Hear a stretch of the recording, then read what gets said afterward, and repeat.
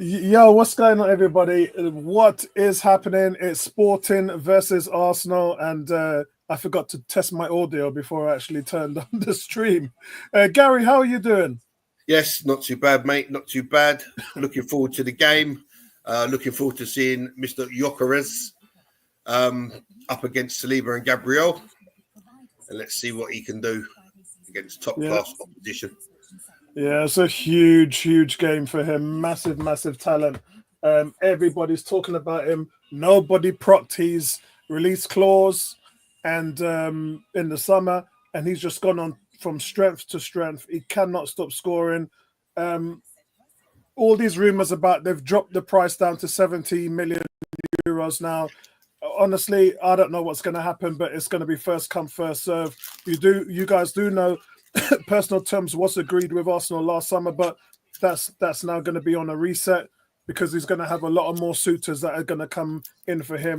No doubt about that. The new manager of Man United, they still don't really have a bona fide striker. I mean, kind of they do actually.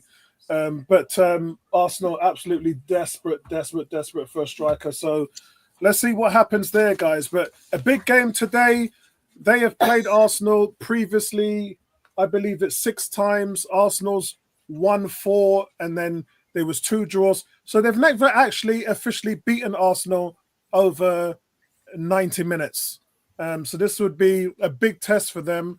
As for Arsenal, we know from European away forms that it's tough, man, to win. It's tough to win away from home.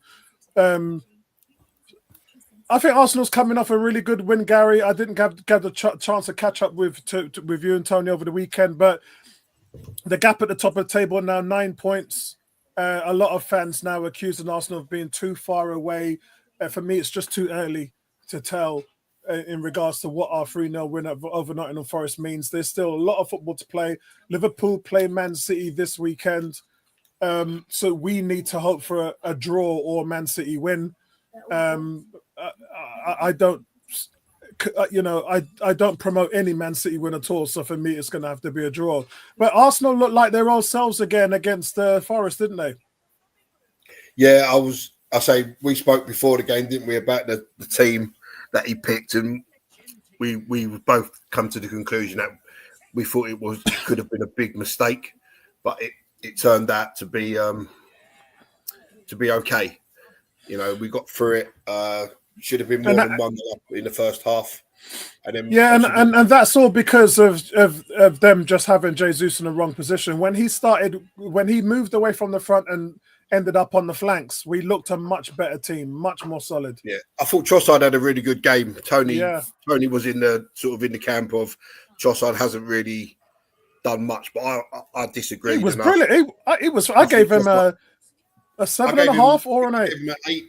Was it 8 or 8.5? I thought he was really good, Trossard. He was involved in everything in the first half, winning the ball back, using the ball very well, stuff that we don't see Martinelli doing. So the only issue that I came out of the game was the fact that Jesus, in all the time he was on, I think he played the whole game, did he not? Yeah, he did, yeah.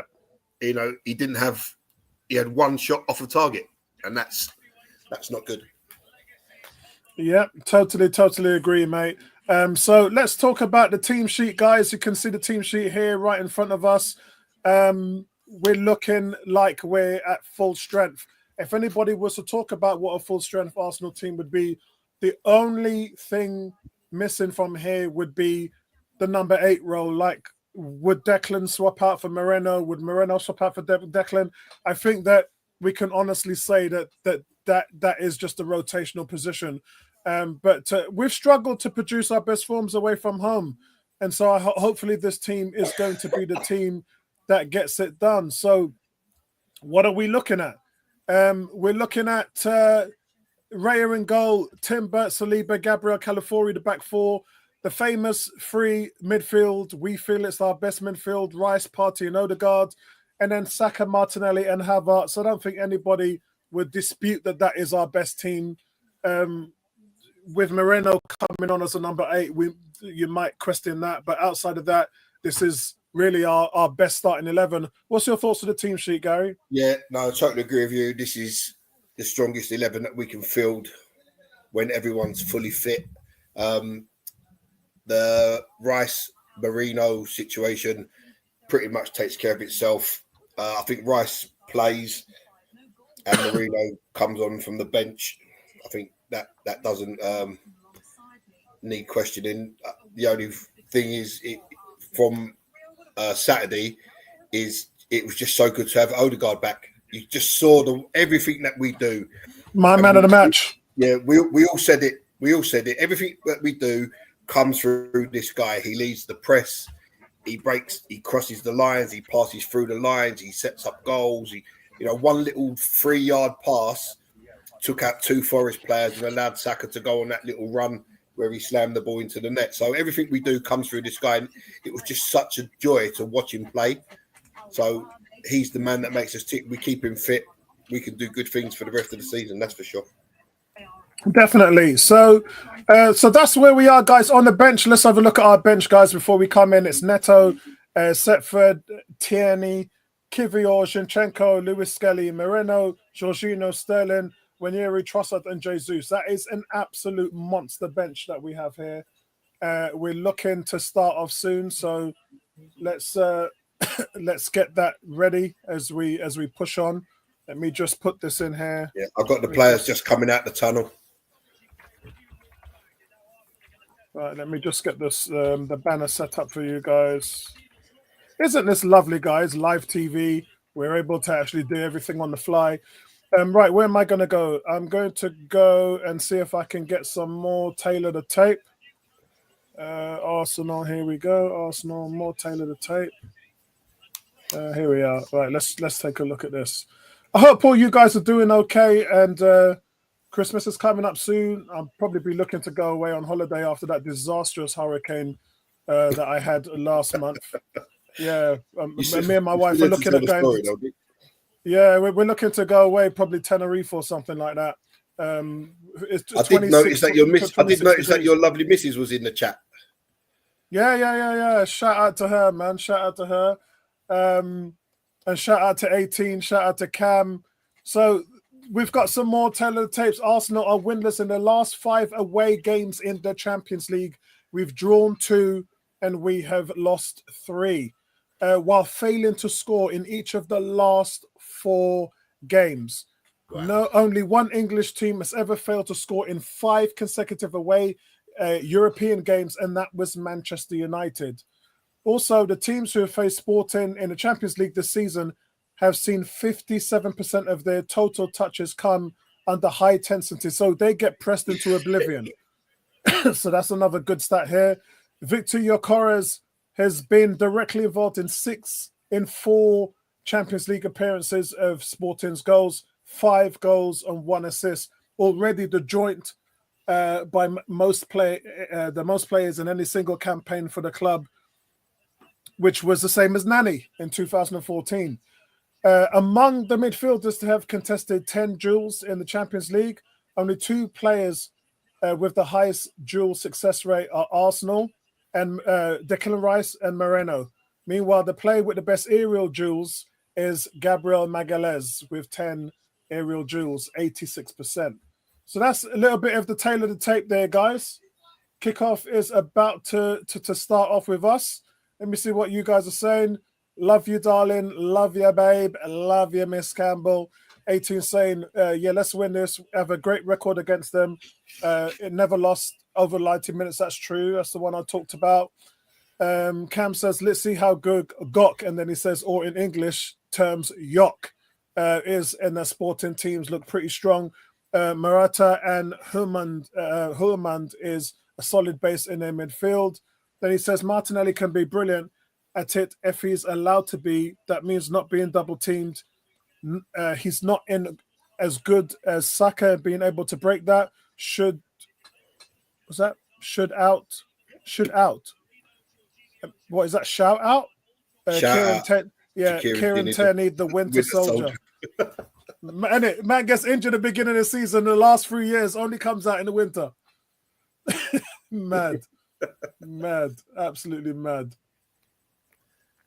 Where I am, they've just got the Arsenal team sheet up here, guys. Arsenal players are in a huddle on my side. I don't know where you are, Gary. Yeah, so Declan Rice is looking for the ball to kick the game off. Mad. Oh, then what's Raya doing there? Raya's just appeared in the centre circle. No, that's a weird one. Raya's just appeared in the centre circle. Rice is still waiting for the ball. Also, all eyes will be on Young Boys versus Atalanta. Young Boys still searching for this first point in the Champions League. Some good games on. AC Milan have just beaten Slavan away from home. Right, I'm underway. Okay, I'm not underway, so I don't know what I'm doing at the moment here. All the players are standing around. Atletico 6, Sparta Prague 0, and that's away from home as well, guys. I've kicked off now. Oh, go on, Odegaard. Oh, Martinelli, you got a gamble there. Jesus. So the throw from Timber. So Ryan knocks the ball long. It comes off a Sporting head and it's out for a throw. Timber throws the ball into the area. Gets Odegaard in behind. He lobs it to the back post. And again, Martinelli is just on his heels outside the 6-yard area. If he's anywhere near where that ball lands, it's a simple headed goal. Impossible to miss. Yeah, he just doesn't predict. He just doesn't. Arsenal in heavy press. And it's Martinelli. Oh. And Calafiore. Just not being the opportunist there. Not being the opportunist. Yeah, and also, even when Martinelli just goes out on the outside, crosses it with his left foot again, Havertz doesn't get across the front man. And it's something that I mentioned quite a lot. He's waiting for the pullback, but sometimes you have to make that move to the near post.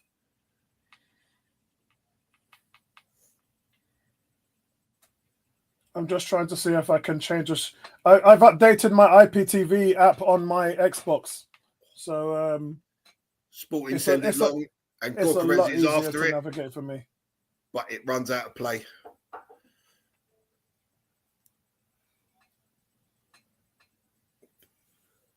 Right, I'm just seeing if I can catch up on the screen. I'm moving around. 1 minute 40. I'm moving around from VIP to BT Sports. Oh, that's a ball from Calafiore, but it looked a bit dodgy. Saka gets beaten to the ball. And Sporting have it back just inside their own half. It looked like Calafiore skewed his clearance, but it was actually a good pass back to David Raya, straight to his feet. Okay, here we go. So Arsenal in heavy press.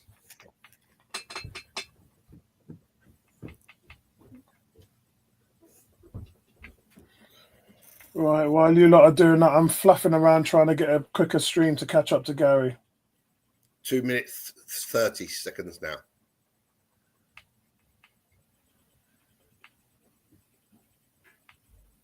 Come on, throw the ball, Timber. Jesus Christ, man. And I've got all access to the Sky Sports Pluses as well. Thank God. Remember, I didn't have that before. Havertz has just fallen to the floor. I believe he got a little slap from, and the geezer's got a yellow card. I think it's at Diamonde. He got a yellow card for a punch on Havertz or a slap in the Havertz's stomach. Mad. Yeah, yellow card. And they're all... So the guy that's just got the yellow card has gone and shouted at the linesman, and the referee's gone over to tell him to get away. That could have been a second yellow. So, yeah, is that Diamonde for a little foul off the ball on Havertz. So, Gary, I'm at 3 minutes, 15 seconds. That's the best I can do. Yeah, 3:22 I'm at. Yeah, okay, that's fine. I can live with that. Oh, well played, Saka. Oh, why don't you cross it there? Oh, that's a foul? How is that not a foul?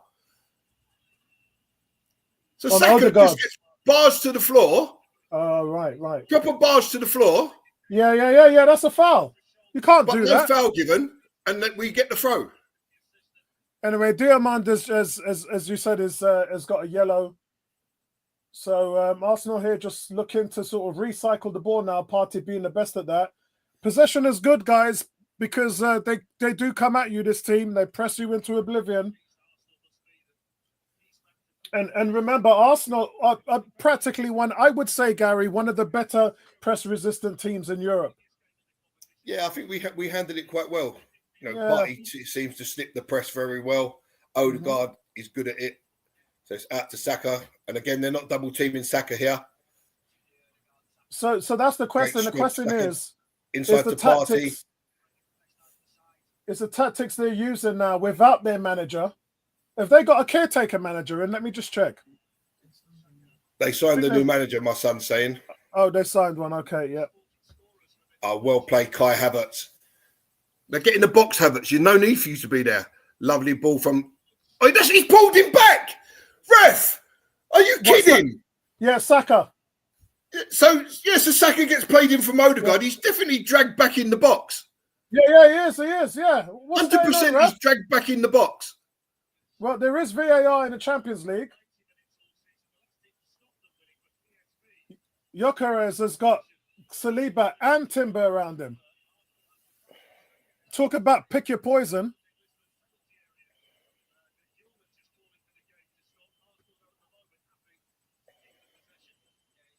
So again, they're not double teaming Saka. Yeah, he's back up now. Saka's back up. Oh, Odegaard. But they're not pressing Saka, us. You've got to take that on your right foot. Yeah, Saka in single coverage being marked there. But when Odegaard plays in the ball back, he should really be taking that with his right foot. I don't think there's room to cut in on his left. Yeah, good start by Arsenal, guys. Really good start. Positive start by Arsenal. Really, really good start.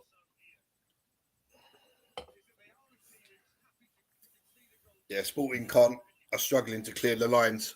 Yeah. Arsenal win another throw down by the corner flag. Yeah, it's good. It's good pressure from Arsenal, man. On the front foot. This is what you want to see. On the front foot. This is exactly what you want to see. Oh, lovely play. The cross. Oh, God. Yes! Campbell Martinelli. Wow. Oh, my God. What a goal from Jurriën Timber.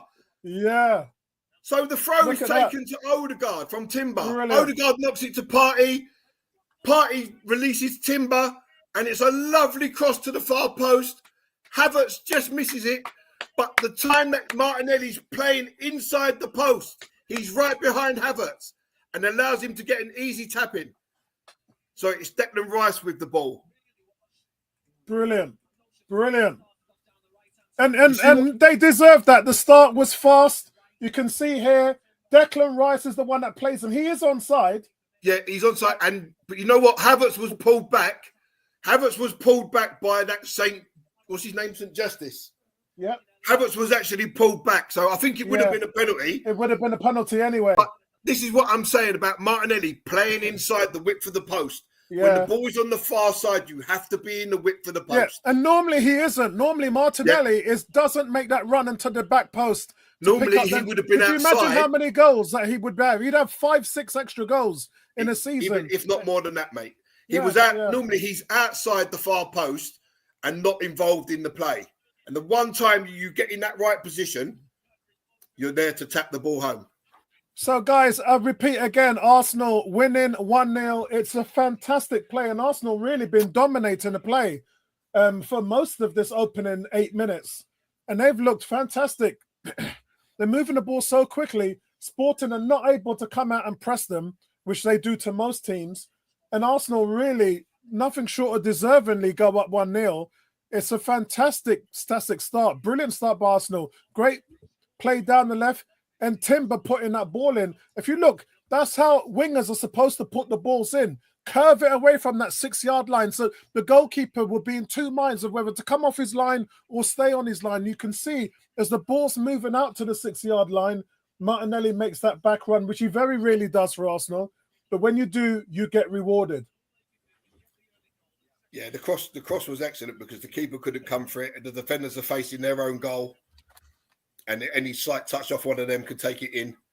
But it's just the importance of positioning, mate, because like you say, Martinelli doesn't do that enough.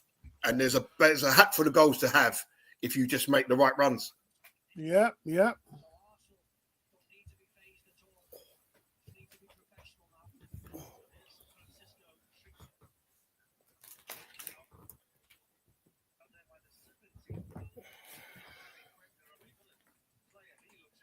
Yeah, that was a very, very good goal in regards to a team that loves to play football. Just what we needed to settle the nerves now. So you are going to see a little bit of resistance from Sporting coming back. Here They comes are the home Sporting team. now. Oh, and Gabriel gets away with a slice clearance. That could have gone anywhere, but Sporting have it again, 25 yards out on Arsenal's left-hand side. Yeah, they're gonna try and look for their big man, isn't it, Yokoris? Well, he was the one that played the ball out to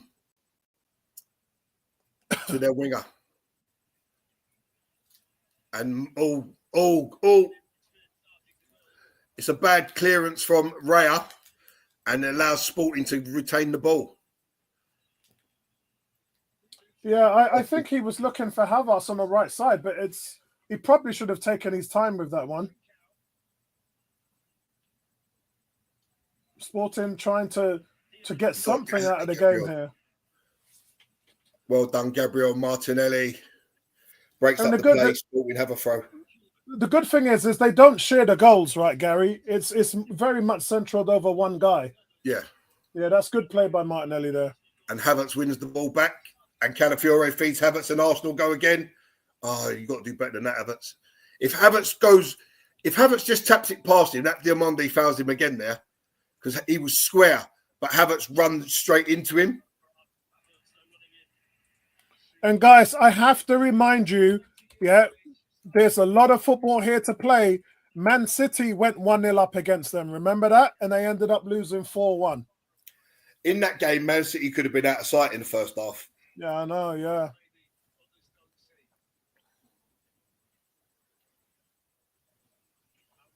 Oh, go on, Deck.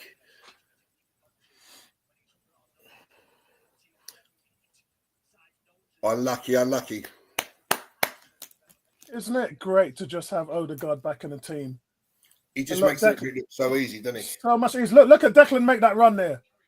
Now, it didn't come off, but you got to like that Declan Rice as making that run and then playing himself through the channels, which is something he doesn't do enough of. That was good defending by that Diamande because he spotted but then he made the goal. He's committed 2 defenders there, Declan, on that run. He doesn't do enough of that. He's still landing that number 8 position. If that Diamande doesn't see the run, then Rice gets to that ball. So, guys, Sporting playing the ball out the back, and there's 7 red shirts there. So Arsenal really clogging up those passing lanes, making it extremely difficult for Sporting to come out. Sporting do break the press.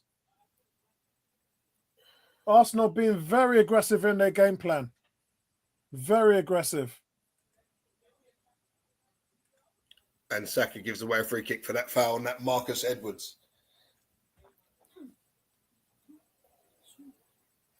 He actually got the ball. He actually won the ball. It's not a free kick.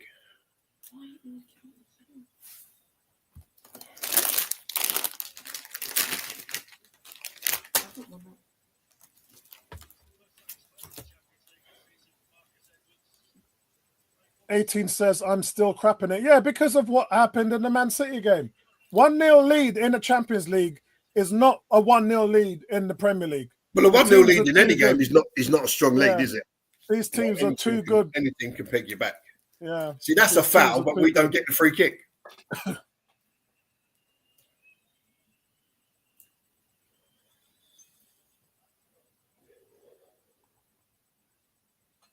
So, I mean, I like the tactical stance of the game. We did get the free kicks. We did, yeah. I like the stance of where we're playing. We're trying to set traps for Sporting playing out the back. But they're normally when teams do that, they just go long. But Sporting still playing the ball out the back. They're still doing it. Havertz wins another header, and it falls to Odegaard, who picks it up again. Oh, the ball to Saka wasn't on. Look at that great hold-up play there. Oh, what a ball! Unlucky. What a ball that would have been from Odegaard. It was just a foot ahead of Martinelli. Or he was clean through, and Havertz, I think it was, that made the run centrally. It just curled too much inside of the goalkeeper. If he'd have hanged it back a little, it would have ended up right on Martinelli's toe. Look at this. And Arsenal full Sporting to go long. Great header from Gyökeres. Excellent header from Gyökeres. Allows Sporting to keep possession. And Thomas Partey with a good little foot in. Yeah. And it's back with Sporting on the halfway line.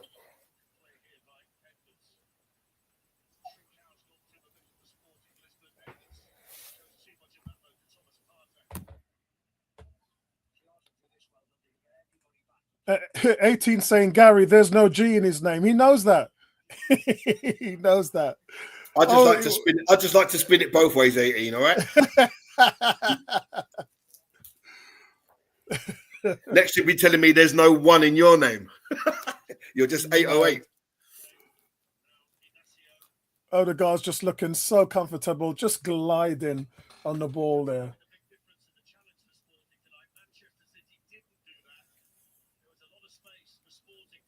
It's good. 15 minutes and Sporting not with a shot yet.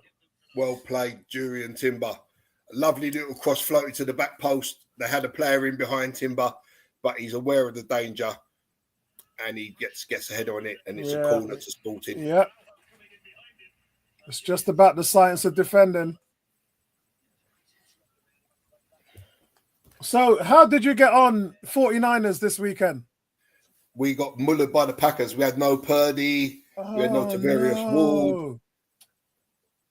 Diamondi Leonor went off injured. Oh my God! We're right struggling at the moment with injuries, so it wasn't a good day. Purdy, obviously, it's difficult when the replacement quarterback comes in, right? Because they don't play. It's not like football; they don't play any minutes. Well, we choked against the Cowboys. We were the laughing stock. I saw that. It was comedy in the last 3 minutes. Yeah, we were the laughing stock this weekend. I don't know how we come back from this. Corner comes in. It's low. Played. Saka, they're playing rope the dope. And's got the pace to win it back. Maybe you should have played a safer ball there. You want to keep possession as much as you can in Champions League. Champions League is not a place where you can give the ball away easy. You've got to make every possession count. And guys, remember, Arsenal had not scored away from goal in their last 5 away games. Thomas Partey. Go on, Thomas. The way he just turns away from trouble, it's like the person ain't even there.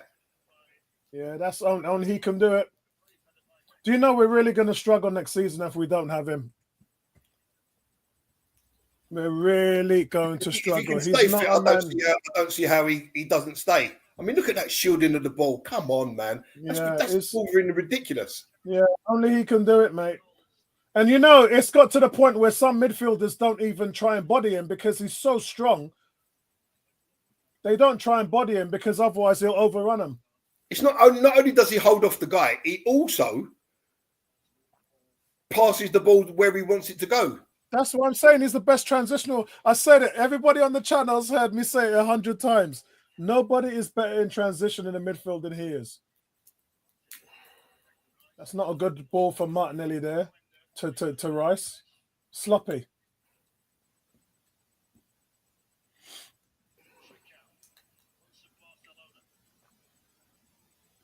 I tell you, Saliba and Gabriel being very aggressive with your cars. Well played, Bukayo Saka. Takes Arsenal up the field and wins a throw halfway inside the Sporting half. Yeah. He didn't have much on, did he? He's done well there, winning it. Shout out to all of you guys watching. Hit that like button. And let me hear your thoughts of the game so far. Sporting slowly getting back into the game. Fiore. Bang it! I dare you. And Arsenal win their first corner. Again, a throw from Jurriën Timber releases Odegaard.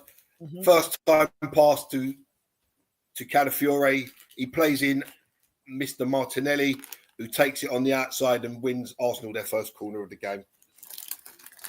Also, guys, Quenda is their wing back who's playing for them. He's only 17. So there's a lot of top clubs looking at him. Left-footed player playing on the right side.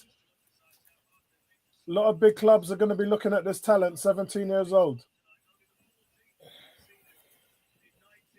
With all due respect to Trossard against Forest, who I thought had a great game, his corners were nowhere near as good as... bodied by Aranjo. Arms all around him. The corner comes in, and it's just taken off Gabriel's head.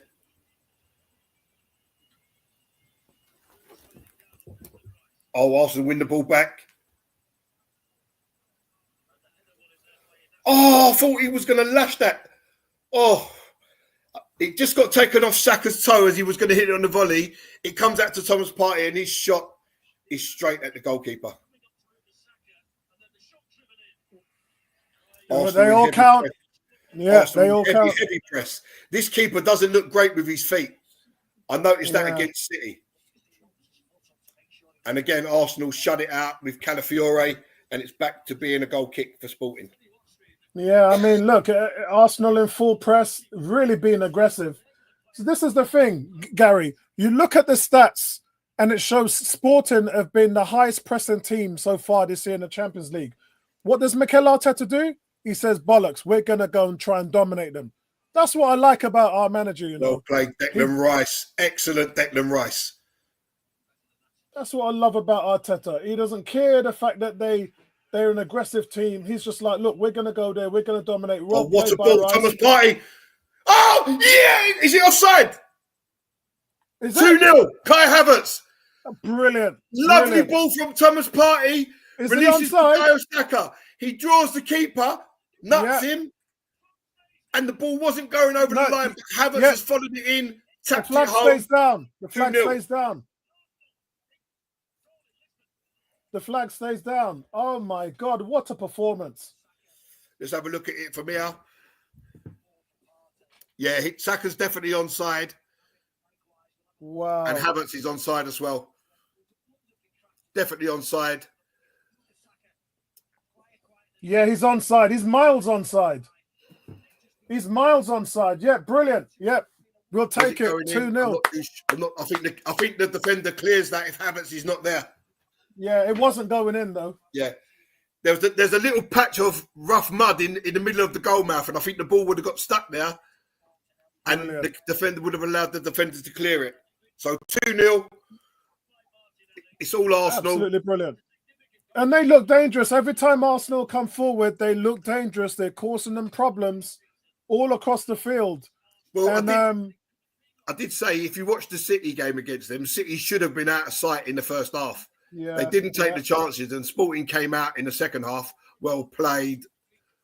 Oh, but the ball breaks now, and there comes Sporting.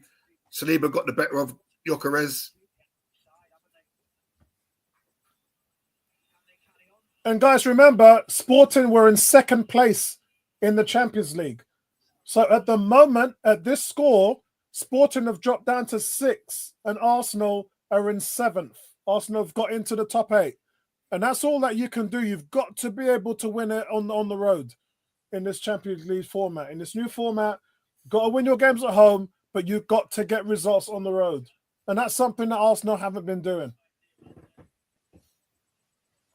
So far, really good. 23 minutes gone. Arsenal up 2-0 away from home.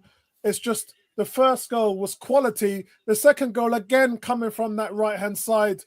What a ball from Thomas Partey. Yeah, definitely. Big time. The pass was the one that set it all up, you know. And what it is, Gary, Arsenal don't want to make the mistakes that they made against Inter Milan, where they just didn't make all they... Because, you know, they outplayed Inter Milan. A lot of Arsenal fans moping about the result, but the performance was good. So, just absolutely brilliant. Well played. Thomas Partey the ball's on the way to Thomas Partey. He looks over both shoulders twice, just takes the ball, turns on it, and just uses it so simply.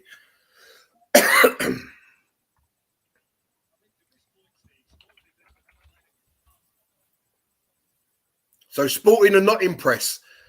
Sporting are not impressed. They're not interested in coming to press.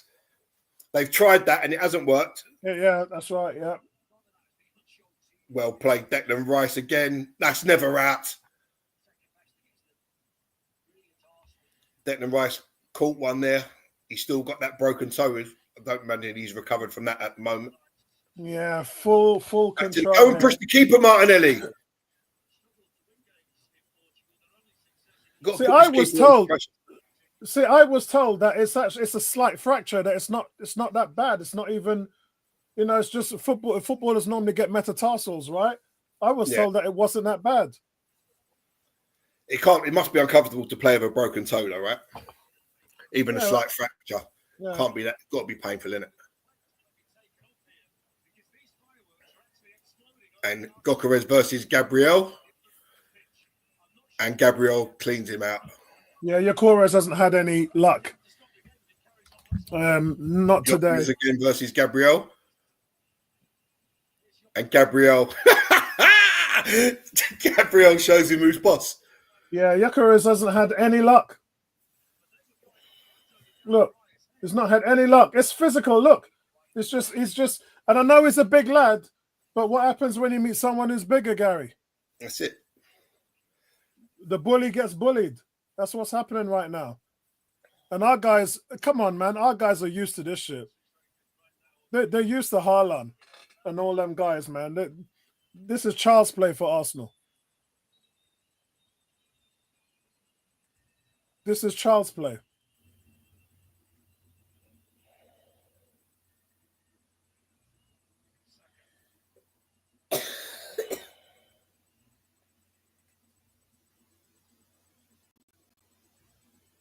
Oh, what the throwing routines are just like a work of art. Yeah, they are.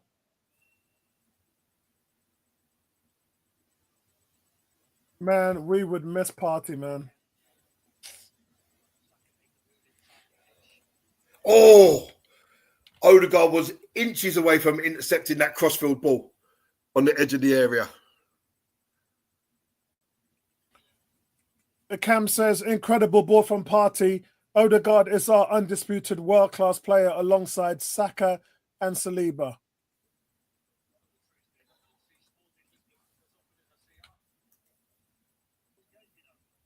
Yeah. And the ball. And then he says, Havertz won. Versus Gabriel. He said Havertz won Gyökeres versus Gabriel. He looked like he was about to shoot there, Gyökeres. And I think Gabriel just went into a bit of overdrive and pulled up right beside him, blocking the shot. Yeah, and then he's getting nothing. He's getting crumbs off him. Gyökeres is getting crumbs off him. Smoke bombs are out.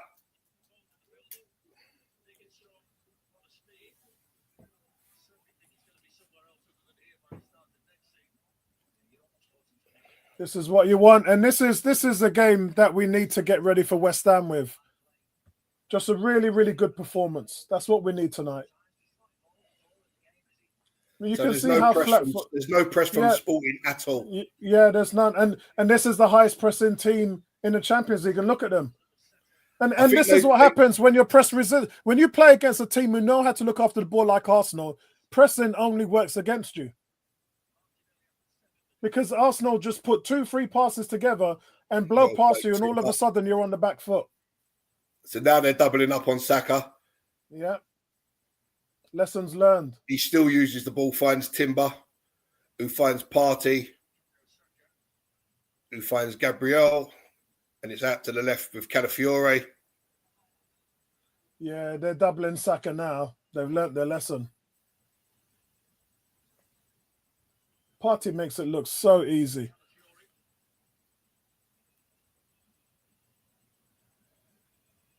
Good ball from Declan.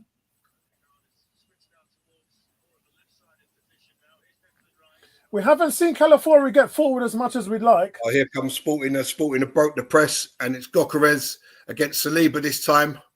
Saliba forces him out to the corner flag, and Timber is there. That's not a foul, is it?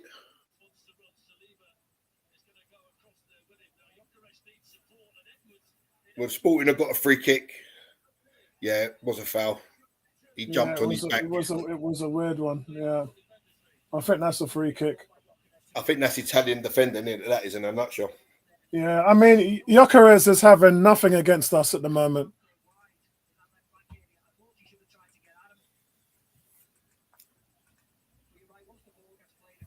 So Sporting with a free kick.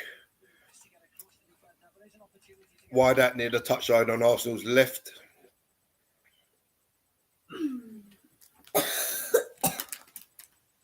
It's in and straight into the hands of David Raya, who releases it quickly to Odegaard. He's got what a ball from Odegaard to Saka.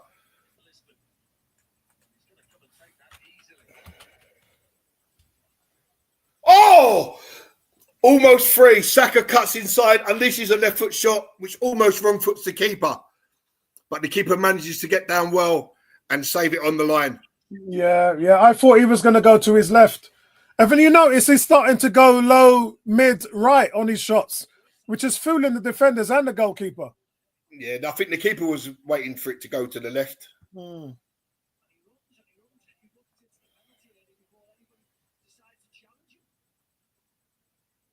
30 minutes gone so far, guys.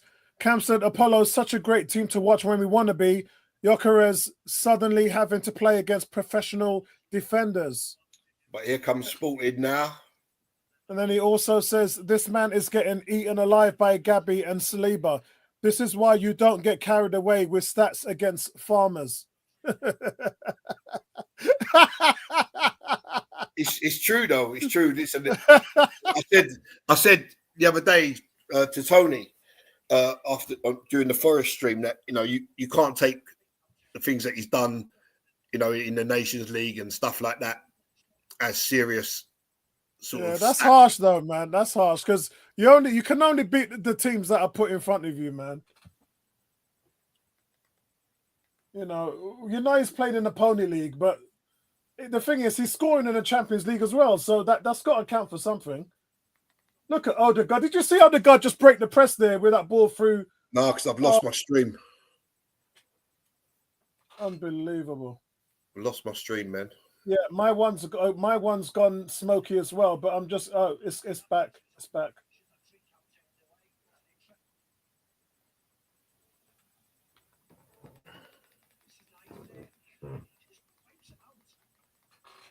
Yeah, the stream your stream should be back, Gary. No, it's not. Yeah, my one's come back straight away. I'm just checking if it's I've got three. I've got the HD, I've got the SD, and I've got the plus, the backup. So I'm just moving between all three of them. My whole thing's gone down, man.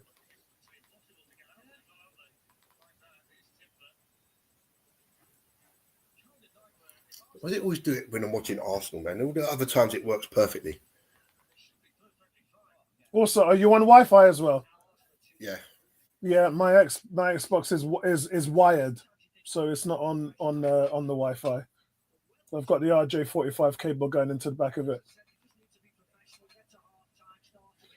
So Arsenal here, guys, in the midfield, just controlling the pace of the game. Thomas Partey and Odegaard just really moving the ball about, recycling play. Havertz now drop back into the midfield just to help with the ball retention. Then there's really no need to rush a game like this now. Look at that through ball there from Declan Rice. Saka now on the right. Honestly, guys, it's 33 minutes, 20 seconds, and it looks like we've taken a fight out of them already. It looks like we've taken a fight out of them already, which is not good. If you're a Sporting fan and you just see your team like this just getting drilled by Arsenal. No, Arsenal just won the throw in there as well. Got nothing, man. Nothing. Yeah, they just look flat-footed, Gary. Sporting look like, playground bullies. When somebody come in and thump you in your face and you're not used to it. There's Odegaard. Here comes Saka through the ball. Declan Rice was moments away from making it 3-0. Odegaard puts the ball in the middle, and Rice doesn't really anticipate it. The ball is lying flat there. And it looks like the defender gets there first. Look at it. Look. Oh, what a ball from Odegaard to Havertz. Odegaard's toying with them. Odegaard is toying with them. Ball after ball after ball. He's putting through. It's putting them under so much pressure. Odegaard's just dominating. Arsenal win the ball back. After a little bit of sloppy play, Arsenal win the ball back. And look, so the commentary has just said exactly what I've said. You're 2-0 down in the Champions League. You were in second place. You've dropped down to 6. You're getting dominated at home by Arsenal, and you're not running. There's no fight in you. If you look at the body language, they're not impressed. They're not chasing it down. They're not energetic. They just look flat-footed. And as I said to Gary before, it looks like Arsenal have taken the fight out of them. Yeah, listen, a lot of what Sporting had come from Amorim, right? He's not there anymore. Yeah. So it's all right, another man coming in, but they're not going to have the same effect as what that previous manager had. Well, clearly you're right here. Declan Rice goes out to Martinelli on the left-hand side. Calafiori goes through into the overlap, offering support. Havertz and Saka in the middle. Martinelli crosses the ball in. It's got to Havertz. It falls to Saka. Come on, mate. He plays it back to Odegaard, though. Through ball. Oh, Havertz was nearly through. Saka on the right.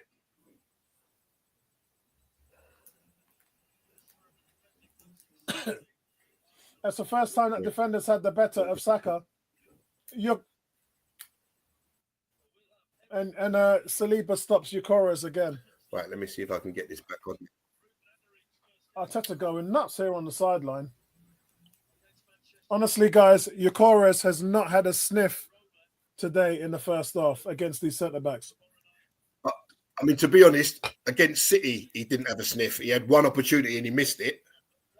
And then he just went from there.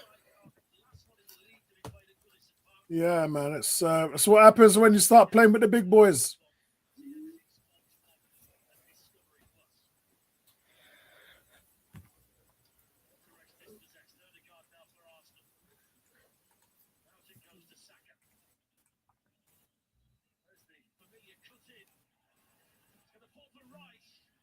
Oh, Arsenal come in again. Cam saying, you guys think because Arteta is a short, weak man himself, he wants all these giant bodybuild. Arteta was a don in the midfield, bro. Arteta was a don in the midfield. Mind you, Arteta wasn't known. He was physical, but he wasn't known for being a dirty player. He was a clean player, Arteta was, but he was just so skillful, and his leadership. He was the total package as a midfielder, Arteta was, in my opinion. He had everything. Could pass, could shoot, could ball retention. No challenge whatsoever. So we're nearly at 38 minutes, Gary, so probably time for you. Are you on the laptop or the tablet? No, on my Fire Stick. Oh, okay. Take it out, plug the TV out. Here comes Sporting running at Arsenal. It's taken care of by Saliba. Just puts his body in the way so strong. You know, a good thing that can come out of this performance is that Gyökeres might think, man, I want a bit of that. I want to play that team. Look at that. My son says, no, not the total package. No way. And there comes Cuz. You can see there's Sterling on the sideline. Hopefully he'll get some time today. Arsenal just dominating, man, in total control. And you know, the beauty thing about this, guys, and I have to say this, Saka and Odegaard look so fresh having not gone to international duty. If you look at how they're playing, just no drop-off whatsoever, just absolutely on it. So good. And that's just not doing any international duty. It's considered long ball being played over there to Martinelli, but it is too long. Oh, it's short. Oh, Havertz was nearly in there. So it's nearly 40 minutes, guys. Now, Eucharist is offside there. The offside flag should go up. Eucharist crosses it in the middle. But guess who's there? Saliba again. Here comes the counter. Havertz goes out right to Saka on the counter. Saka picking up the ball and slowing the game down because he doesn't really have any support. Arsenal really just toying with them. When you compare Arteta to some of the great midfielders that we've had, there's no way I could agree. Yeah, but when Arteta came in, we had no great midfielders. when Arteta came in, all you had was guys throwing the team underneath the bus. Remember that Man United 8-2 away loss? Our midfielders were trash. And what he did, he came in and he started to be the adult in the room. Remember when we went away and beat Man City 2-0 at their place? That was all on him. He called the players meeting, had the guys go away from Wenger's tactics, and then went up there. And Mertesacker and Walcott said, and Santi Cazorla, they said that game was a tactical change from Mikel Arteta. So he transformed our midfield. And look, he was great at Everton. He was good at Rangers, but we can't really count Rangers in the Bunny League, man. Bush League. That's another Bush League up there in Scotland. Pure Bush League. Yeah, that win against City was quality, man, but that was all Arteta. Arteta always been the adult in the room.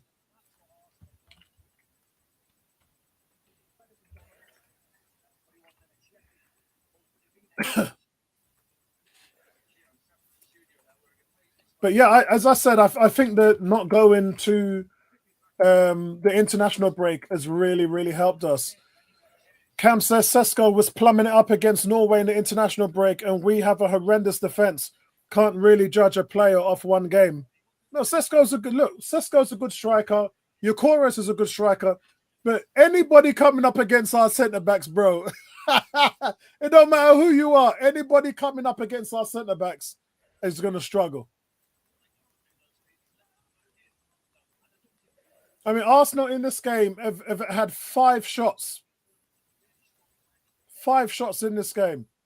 And remember when I said that we hadn't scored a goal away from home in our last 5 games, and we're 2-0 up here. It's well defended at the back there by Calafiori.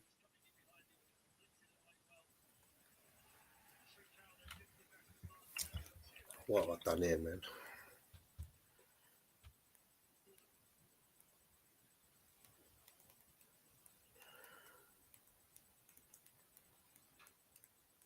So it's all. That's dangerous. The Party needs to slow it down. That's it. Well done, Thomas Partey. Well done, Thomas Partey. 42 minutes and 30 seconds here, Gary. And Arsenal really just slowing the game down. The game looks like it's walking its way to half-time.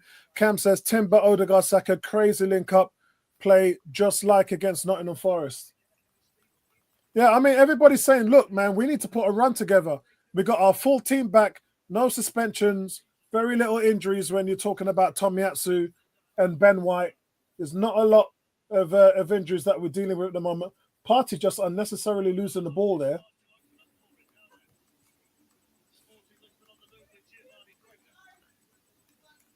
Oh, it's a shot. Is that safe? Yeah, Ray has pulled off a save. That's a great save there. So he's allowed to run, like Quentin is allowed to run into the midfield. And look, that's a good save. Yeah, was that going to go over the bar? Probably. Corner to Sporting.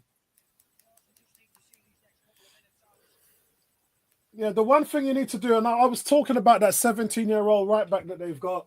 Really, really good player, really good prospect. A lot of teams going to be looking at him.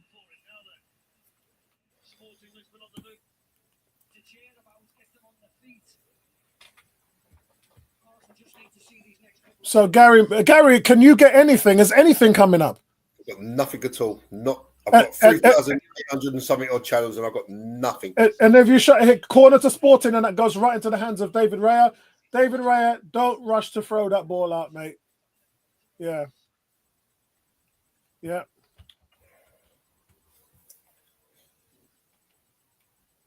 Don't rush to slow the game down.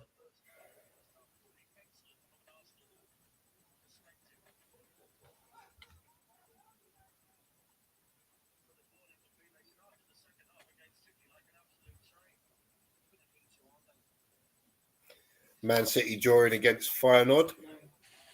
Yeah. Oh, Haaland's just scored a penalty. Nice to know the referee. The referees are still helping out Man City. That's how it has to be, man. That's how it has to be. Cam says Rice exists to stop counter-attacks down the middle. Couldn't care less about the other stuff. Look, if we don't sign Thomas Partey back next season, then he has to revert back to the 6th role. And then Moreno takes that. But right now, it's a squad game, guys. He also says Calafiori is one of the best young centre-backs in the world. We're putting him out there to defend against wingers. I feel for him. No, he's as dually centre-back and left-back as it is. 3-0 Arsenal. 3-0 Arsenal. Oh. So that must be from the corner. So Declan Rice taking the corner. And it's Gabriel. Classic Arsenal set piece.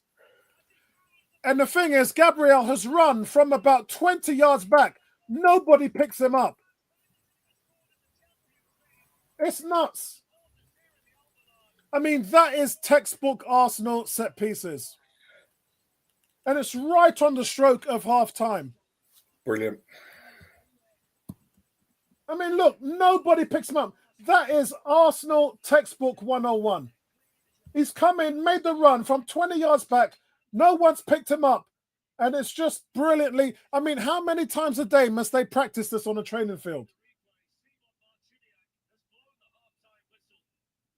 You know, apparently the last half an hour in every session is just set pieces. And they must do this over and over and over and over again. And it's just so easy. Just dominating now. 3-0 away from home in the Champions League. Right, look, half time. Right. Yeah, 3-0. Unbelievable, guys. I don't think nobody predicted this result. It's bonkers, honestly, what Arsenal have done. Sporting, you have to say, they've been bang average. They simply have looked off the pace. And I said to Gary after the second goal, I think we took the fight out of them. I think it happens, doesn't it, in a boxer. If a boxer's fought 5 rounds and he's lost every single round, then the 6th round is do or die, right? You come out and give everything, or you just lose the fight. And it looks like these guys have come out and they look defeated. They look like a team that has been defeated. And Arsenal just pouring it on. Goals from Gabriel Martinelli and Kai Havertz, 2 goals which were made up on the right-hand side with that combination of Timber, Odegaard and Saka. And just really, and let's not talk about Sporting. No team really has defense for that. When these guys are on their game and they're singing, there's no defense in the world that can stop these 3.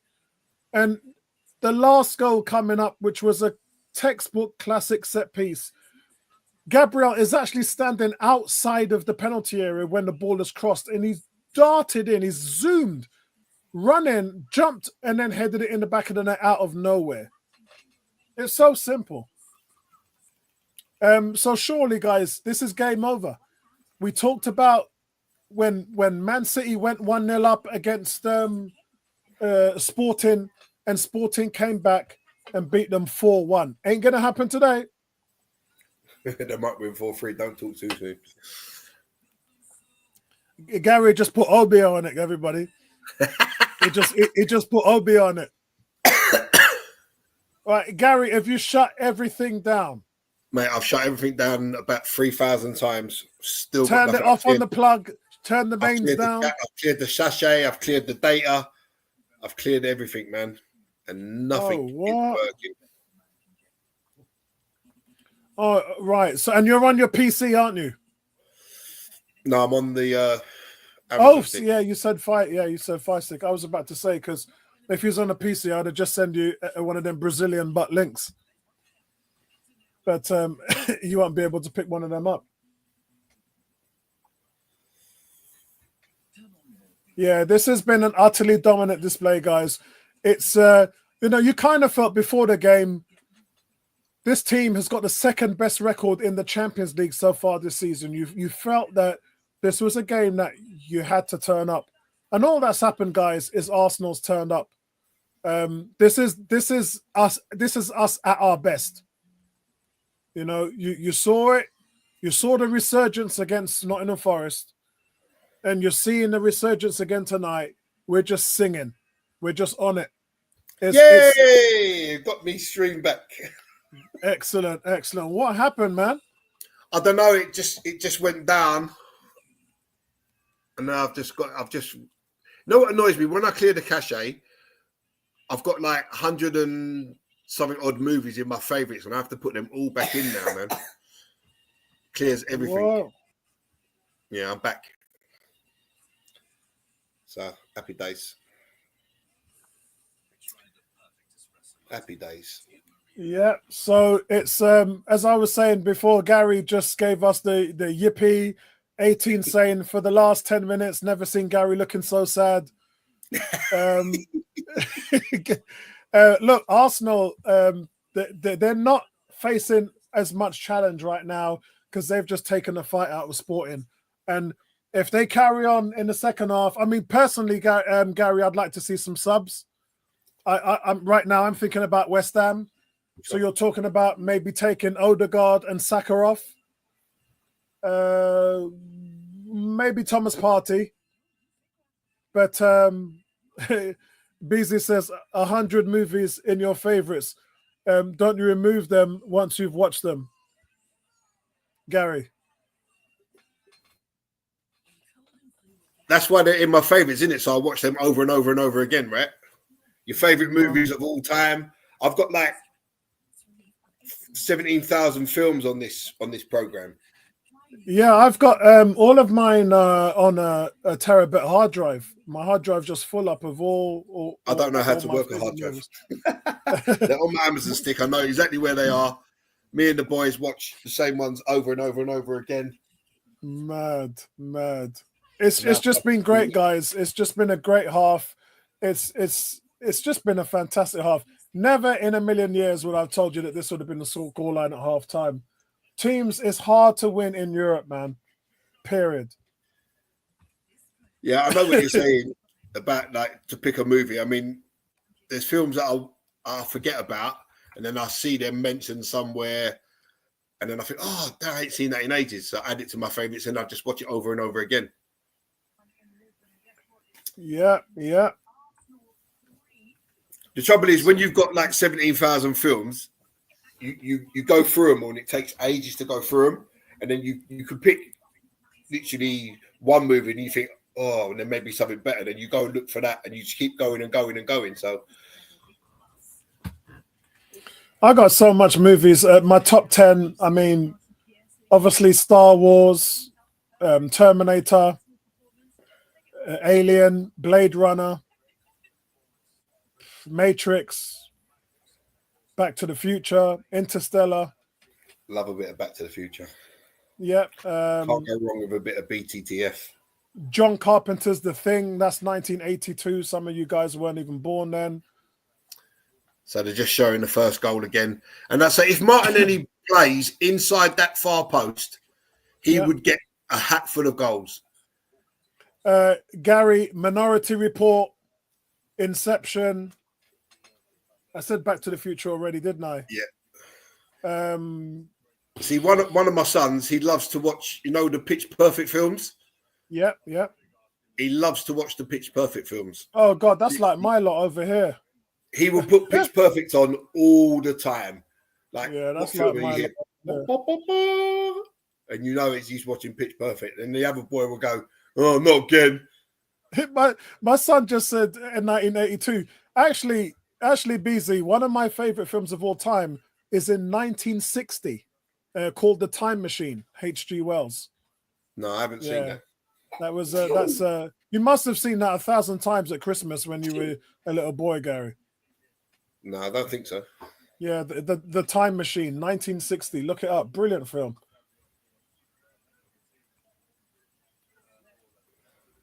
So many good films, man.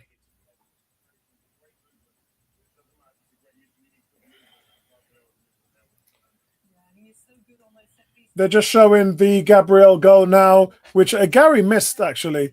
Yeah, look, Peter says, thank God Odegaard is back.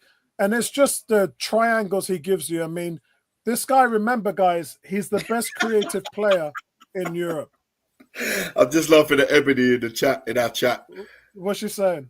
She said, I can't even watch it. It's not on Sky, and I'm not downloading any channel with butts. Yeah. That's what I just. The Brazilian thing, isn't it? That's right. Yeah, lucky I ain't send you one of those, man. Yeah, man. Beats said watching the movies now will hurt your eyes with the graphics. Yeah, listen, I only do IMAX at Watford, you know. IMAX is the only thing that's on the menu for me, man. But talking about graphics, when you watch the films that like from when you was younger and you watch them now, you just think, oh man, that's so bad.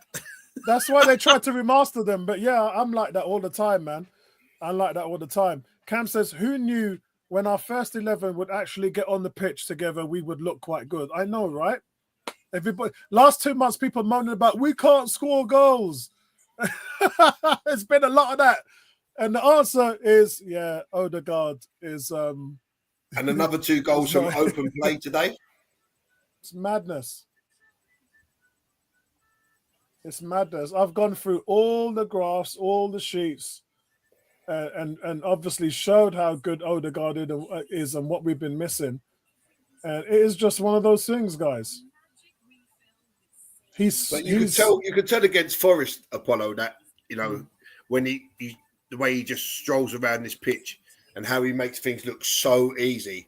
You know, that's what we've been missing. And you can't replace players like him. You know, it's impossible. Yeah, that's right. And the fact that we only signed him for 30 mil, that is just the bargain of the century. You'll never find another transfer like that. Yep, and statistically, he's the best number 10 in world football. And not just last season, but the season before that. Nobody created. Even with all the time he's had out, he's still the leading, is it assist or chance maker with 62? Chance maker, yeah. Isn't that nuts? And he's had 3 months out, and he's still 3 ahead of everyone else. Yeah, it's nuts, man. It's nuts. Shout out to Michael in the house. Hope everything is going well with you, bro. Shout out to Mike. I haven't seen you in a while. Hope everything is good, my brother.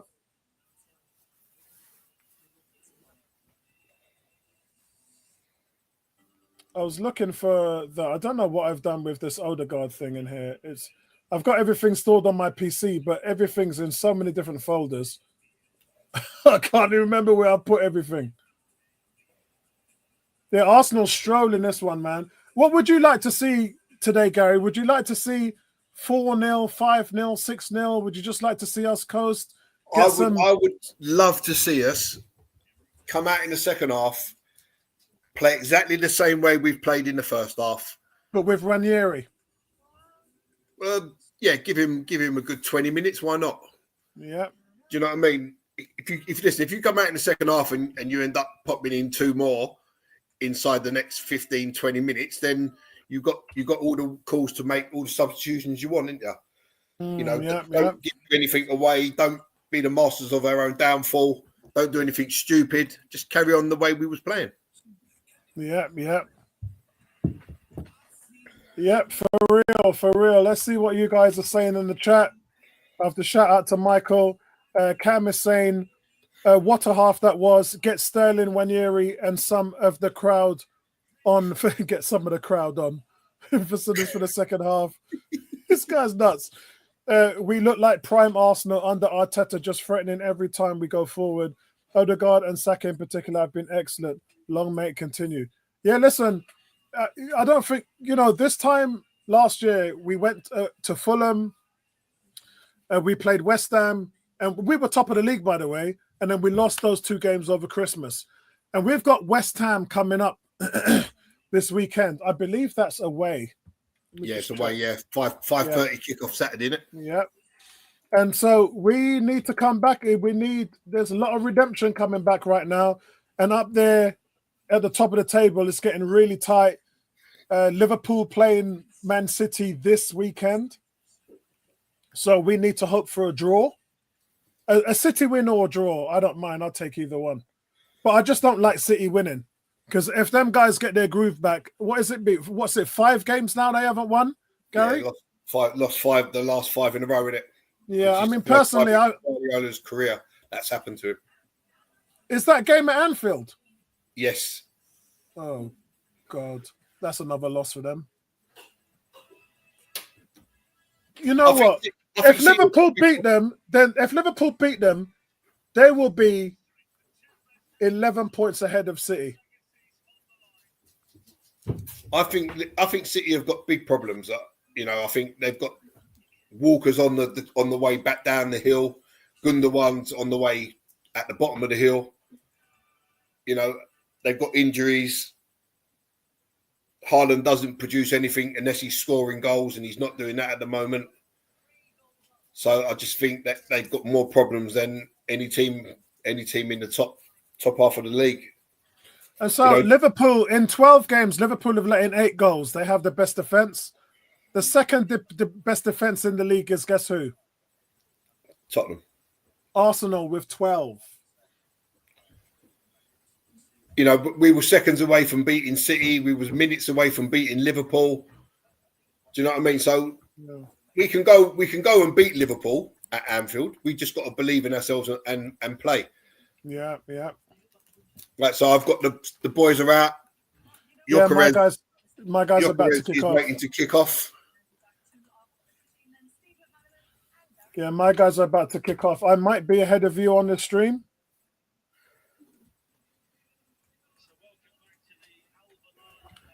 Yeah, my guys. So Sporting have kicked off.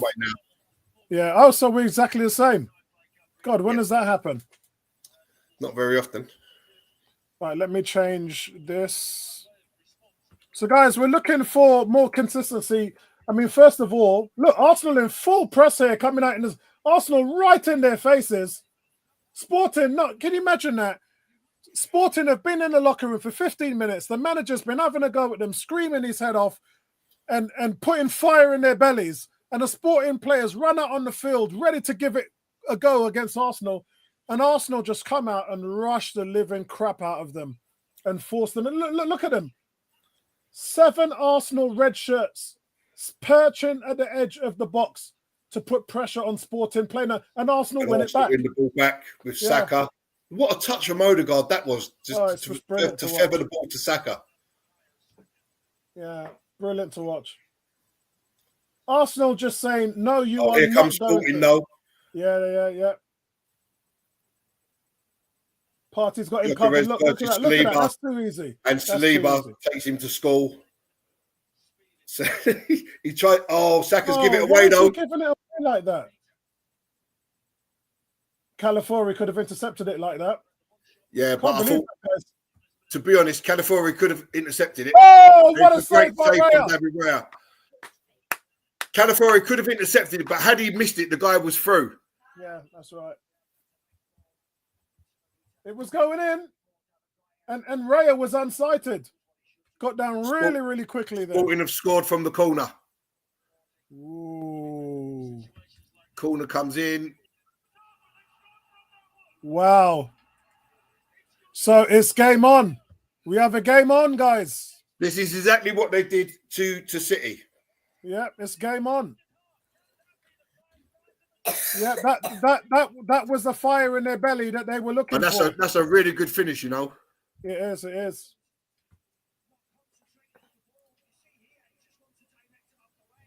Oh, Calafiori is the one that falls down. He doesn't get there. No, he's tried to block it. Yeah. He's tried to block it, but I think if he just throws himself at it rather than turning his back and falling, he blocks it. But 3-1. Listen, it plays into our hands for Sporting to come out and be in the game, right? Yeah, of course. It opens it up for us. So, guys, I was just saying that Sporting were looking to come out with a response. Arsenal still being aggressive. Sporting playing the ball at the back now. Arsenal in full press. And it's really for Sporting to beat the press. Here comes Sporting again. And here comes Sporting again, guys. Sporting have come out flying. Yeah. But we're in full press, Gary. So all you got to do is beat the press, and then we're numbers down. You got to be stronger there. Oh, what a move by Saka! Did you? Saka just blew past two guys. Morata, he just blew past Morata. Please show that again. Look at that. He just left them for dead. He tripped. Saka trips over his own shoe, actually. Yeah. I was about to say that should be a yellow card. It wasn't even a foul then.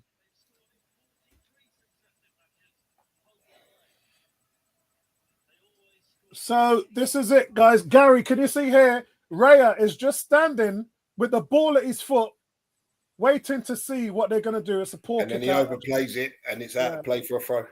It's a poor kick out. He's just trying to see whether they're going to be pressing him in order to bait them. Odegaard, you didn't need to do that, Odegaard. And then why Saliba just... Saliba's got Calafiori on his left. Why don't you just play the ball down? It's Gabriel, actually. Possession is key right now.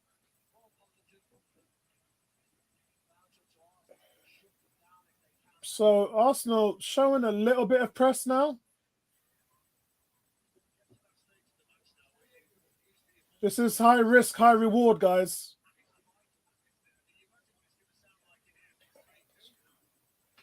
Oh, there is Martinelli's just blocked out a ball. I think that would be called back handball if anything comes to this. Declan Rice Rice drives into the area, and it's a goal kick. He fluffs the cross. Yeah, he does. We have a ball game on now. So here, the Sporting have now scored in 56 consecutive matches in all competitions stretching back to October 2022. They've scored in 43 consecutive matches at home and away. They're the only team in Europe to do that. It's Gyökeres. Why is he giving a free kick there? He's gone down on his knees now. Is he going to book him? No. No booking. But if you look, he's actually just gone down. He just had a bit of his shirt, but I don't think the shirt ball was enough to warrant him falling to the floor. But that's good. Agree. And do you know what? He was actually just inside the area. One of his feet was inside the area. Yeah, you can't be giving away free kicks there though. It's a free kick to Porto. It's a yard out, dead center of the penalty I don't area. even think that's a yard out. That's just literally millimeters from the line. Yeah, it's a glorious position for Gyökeres.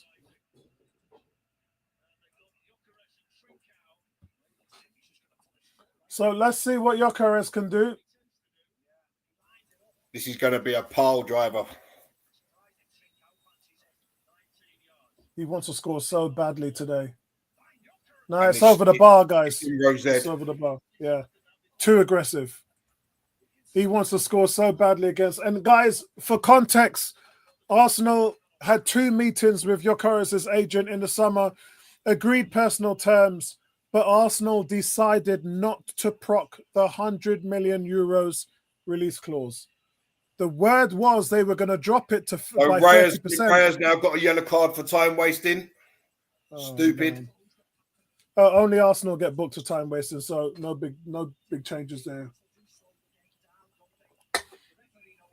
So of course that meant that Gyökeres didn't sign for Arsenal, and he wants to play well in this game. He wants to play well in this game. And let's not be fooled. Arsenal are not going to be the only team that's coming in for him next summer. To be honest, I think if you're going to get him, you want to get him in January. He'll end up at United. Yeah, but they're in the Champions League. So, and United have got, how many strikers have United bought? They've got 2 or 3, haven't they? Yeah, but he'll end up selling like Rasmus Højlund or whoever. He'll end up selling them. Yeah, Højlund can't stay fit. Look at Odegaard here, pressing the ball on the back end. Look, Odegaard pressing on the right, and he's actually pressing on the left. Honestly, his energy levels is incredible. Great tackle by Timber. Forced to Odegaard. Ball gets played through to Saka. He's got to roll that back to Timber, surely. Oh, trying too much, too hard. This guy, Quenda guy, is 17 years old. Well done, Martin. Oh, he's won the ball. I know.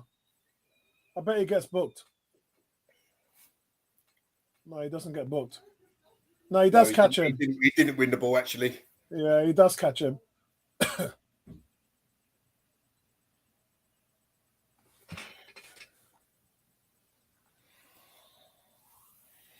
Interesting game we got here, guys. Arsenal need to slow this game down now. Just need to slow this game down. You're playing a very, very good team at the moment. Let me give you guys some let's have a look here. Let me just give you some scores on the doors.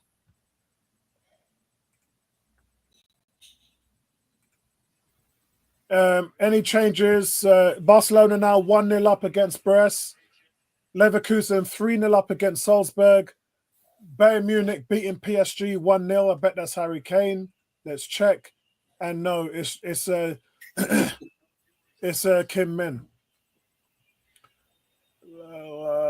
And Inter Milan 1-0 up against RB Leipzig. City 2-0 up against Feyenoord. And Young Boys are losing 4-1 against Atalanta.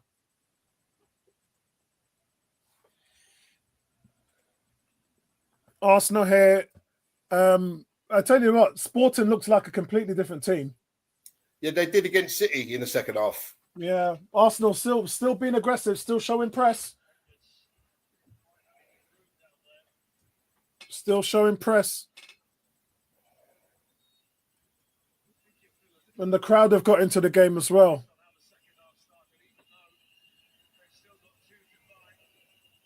So Sporting had one shot in the entire first half and already have 2 shots in this half.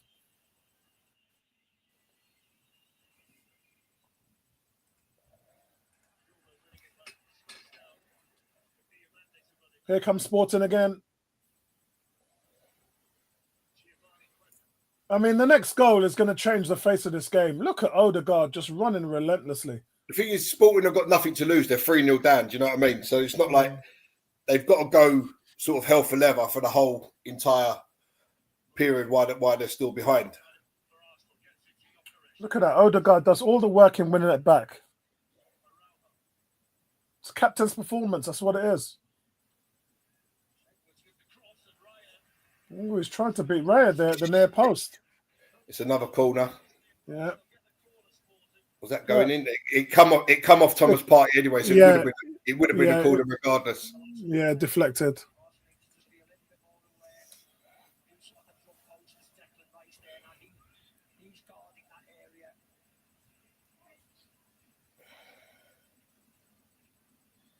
So Arsenal's got to absorb this pressure at the moment, guys. So here comes the corner, and it's header easy for David Raya. Yeah, it's easy. Yeah. It's easy for him.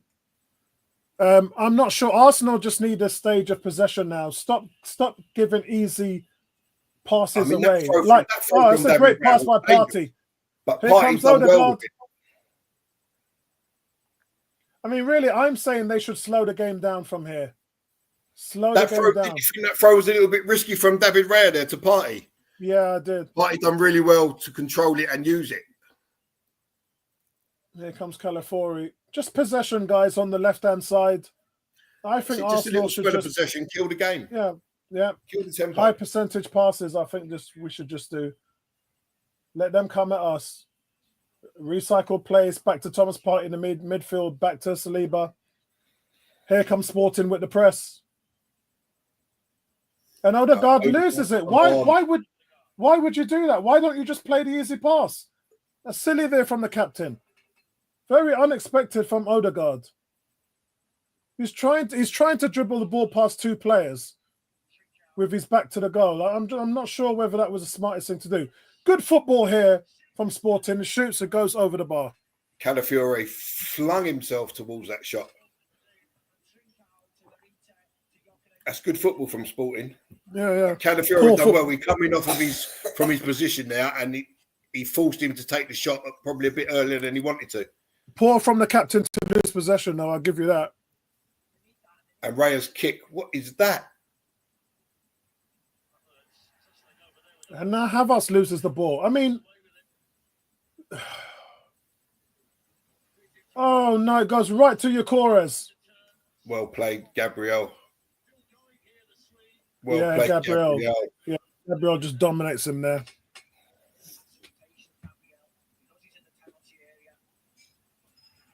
And they just blast the ball away. I don't mind that though, Apollo. I don't mind that. Yeah. If there's no ball on, clear your lines and reset and go again. Yeah.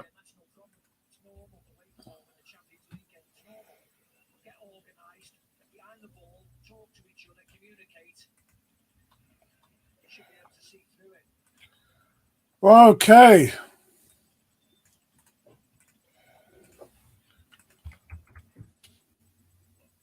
Let's see what we do. Not impressive our possession. That's what I'm saying. When you are an experienced team, you don't play the low percentage pass. You play high percentage passes, maintain possession, let them run their legs out. Sometimes it looks like we're trying to do that, but then we just do something silly. Havertz and Odegaard both losing possession and just giving them the ball back, giving them the freedom to try and get back in the game. And we really should be at a stage now, Arsenal Football Club, where we're not doing that. Odegaard again doing the same thing. What was he doing? I don't understand that. Why is the captain doing that? That's really poor from Odegaard. It's really poor. He could have just advanced with that ball and then set Saka away. Saka was already on his bike.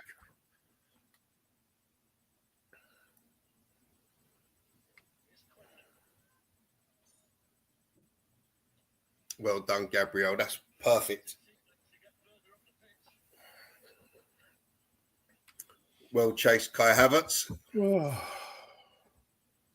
18 saying maybe the agent inexperience is still a thing. Well, by footballing terms, they're 24 years old. Havertz is 24. Odegaard's 24. Rice is 24. Calafiori is 22. Saka's 23. Saka should be 24 now, right? Hold on. Let me just check Saka's age. So what I'm saying is these guys are still 2 or 3 years away from their prime. So in footballing terms, yes, they are still. I know a lot of people saying, no, they're experienced and they played a lot of football. Saka's just turned 23 a couple of months ago. So they still are relatively young. So when we see them do things like this, Gary, it's still within the context of experience. This is the first year and last season that Arsenal have been in the Champions League back-to-back in 7 years. I just think you get caught up too much in the playing side of things, and it's not. Here comes Gyökeres, and it's a shot, and it's way over the bar. Yeah. I just think you get caught up in the motion of playing, and you can't play all the time. You play when you can play, but when you can't play, you have to clear the ball or make sure you retain possession. It's as simple as that. But see, this is where, so from a man management perspective, you should be looking to get Jorginho on the field to start to calm some heads now. It's 61 minutes. Yeah, 61 minutes. Stop the sloppiness. Here come Arsenal. Timber to Saka. What's Saka got? Timber on the overlap. Oh, the cutback was good. Oh. And Havertz nearly took it. It comes to Saliba.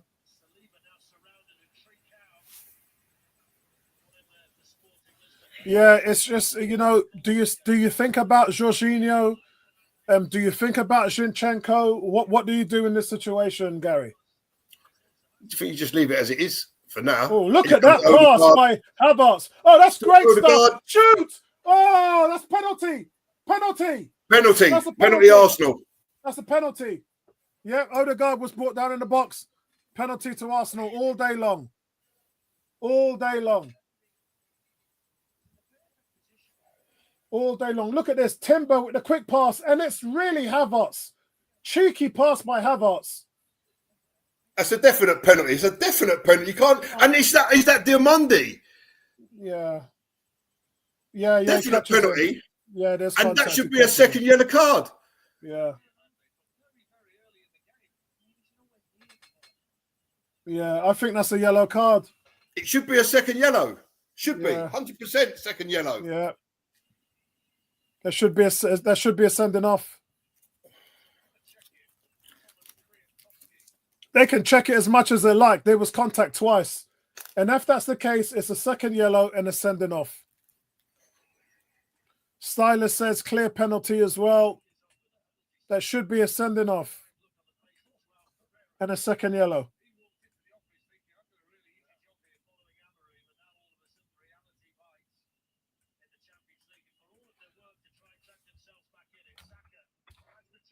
Right, it's a penalty, guys. I don't see a yellow card. No, there was no yellow card. That's ridiculous. Yeah, that's ridiculous. Right, let's see. Put this away, Saka. Just kill this game off. Go! Bukayo Saka! There we go. Gary, how did you get in front of me again? That's a good penalty as well. The keeper goes hard the right way, mid-right into the side netting. Yeah. And it's no more than this young man deserves for his performance so far today. Yeah. Look at that scoreline. Let me remind you guys as well in the chat with short memories, this team was second in the league, in the Champions League, behind Liverpool. Stone cold penalty that was for me. What a penalty, because the keeper went the right way, but that was right inside the post. Yeah. No keeper saves that. Yeah, that's right. That's right. That was a very good penalty by Saka. Confident. He must be practicing at least 20, 25 of them a day. And the commentator just said he's one of the best penalty takers in England. I wouldn't go that far. It's a perfect penalty, though, to silence the crowd. That's it. I mean, and 65 minutes. And restore the free goal advantage. Yeah. Now we just got to be strong. Next 5-10 minutes, be strong. Don't give anything away. Don't lose the ball in stupid areas. Can't believe they've got 4 goals away from home. Again.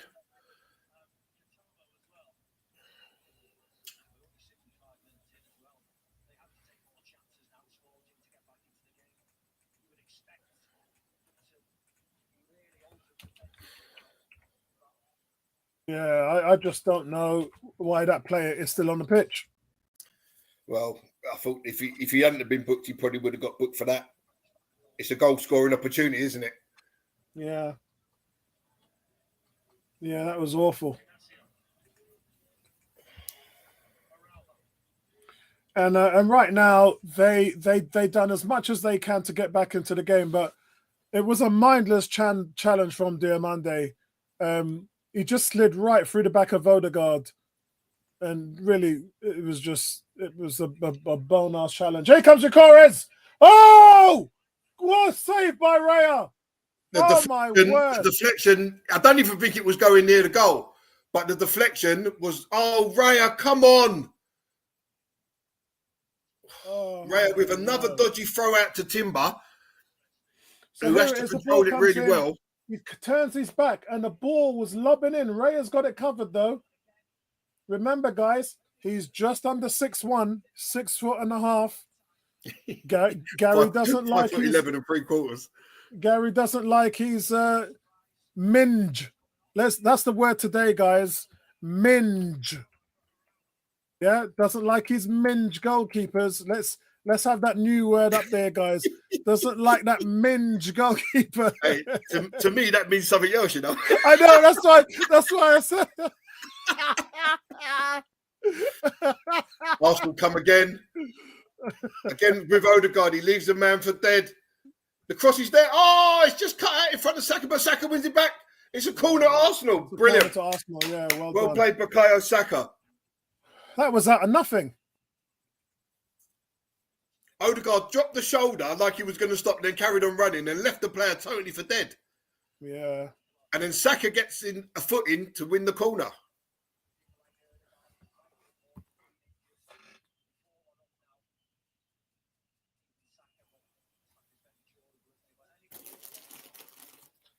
Have a sweet. I'm breaking out the old school fruitellas. Oh, I hear you, bro. I hear you. I've got the only thing I've got in the office is Maltesers, which is at the top of my thing there. It's a good corner. It's too deep. It's too deep. Everyone and out by the other corner flag. Yeah, true. 18. If you don't know what minge is, I'm not going to tell you. This is a family broadcast. Yeah, it is. It is. Why don't you type it into the Urban Dictionary and come back and find out? And that Diamande again has whacked Martinelli in the face from the corner. Oh my God! He's whacked Martinelli in the face. That should be another penalty. Cam has just told him what it is. All right, guys, I'll flash this up for 2 seconds. 1, 2. There you go. That's it. Just so that I won't get demonetized.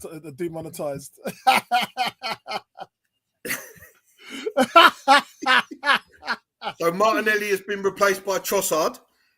Oh God! And Declan Rice has been replaced by Mikel Merino.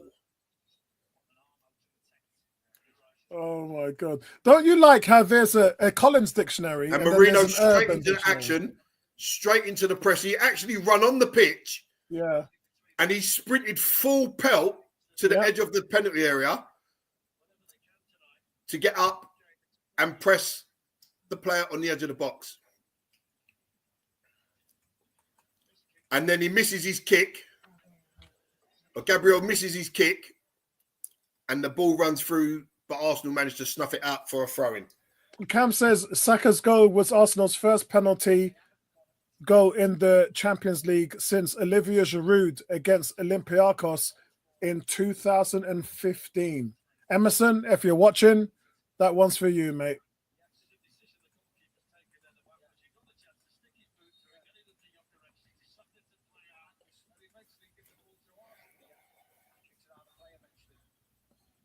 Arsenal were lucky they should have had a second penalty. He's whacked him in the face. I know. And there's us saying European referees are better. I still think European refs are better. But, I mean, come on, man.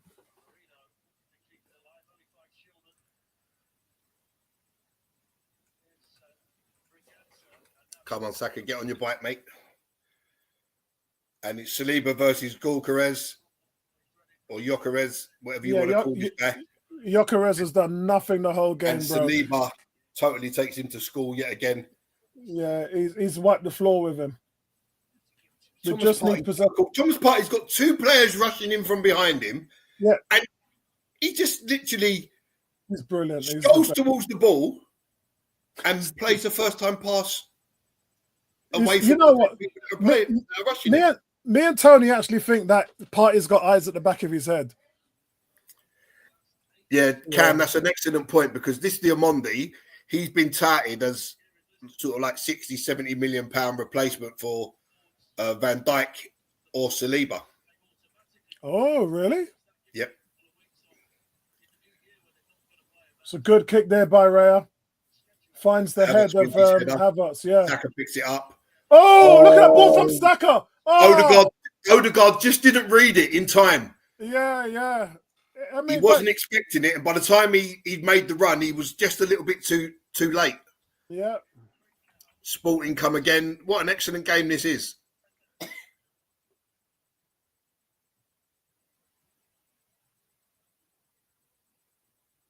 Here comes Carson. He's gone. Oh, it's a great save by Raya. David Raya. What a save. Wow. He saw that late and he had players in front of him, but what a save that is. But he had the time to take the shot and tee it up, which is, you've got to say again, why does Arsenal give that time? That's another great save by Raya. That's three saves by Raya today. All key saves. Yo, Andrew, what's going on, bro? Good to see you, Andrew. Comes in and Raya punches it. He doesn't shout for that. I think he shouts too late, and Declan tries to duck, and he ends up having to punch the ball out. Declan's not on the pitch. I don't know who that was in front of him. So who was that then? It was Havertz. It was Havertz. Oh, well played.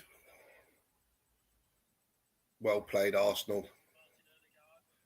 4 passes and we're almost on the edge of the area. That's it. Just calm it down. Got the 3-goal advantage. Everything's looking crisp. And Odegaard plays Saka through, and it's just too much on it. It's overrun. Yeah, it's overrun. Andrew says, "I see Gary's auditioning for match of the day." Listen, they already offered it to me, Andrew, but I said unless Mr. Cox can come with me, I'm not interested. We're a double listen, we're a double act. I'm interested if you can get me to work with Alex Scott. I'm interested. Sign me up. I'll take that 10-year contract all day long. Gokeres turns Saliba. Cam says Arsenal have won just one of their last 8 away. It's deflected up and over the bar. Yeah. Set up by Gokeres. Raya had it covered. Is that deflected? Yeah, it's deflected as well. Raya had it covered. That could have gone anywhere with the deflection. It's outstanding from Raya. They're touting it as a save. No, he didn't save him, nowhere near it. That's what they're touting it as. Yeah, it's the same side which destroyed City, but obviously they've lost their manager now, haven't they? He's at United. So a lot of the play from teams comes from the managers. The players that obviously implement it, but a lot of it comes from the manager. So, but this is exactly what they did to City, Andrew. They come out. It was 1-0 down at half time, and they come out and they absolutely blew City away. I think they scored 3 goals in something like 9 minutes against City in the second half. But we're not City.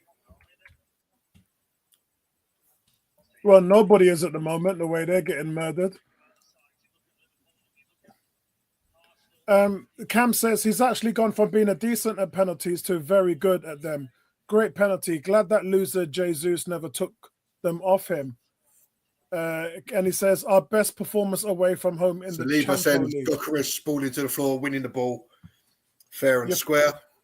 Gokeres on the floor again. How many times have we heard that today?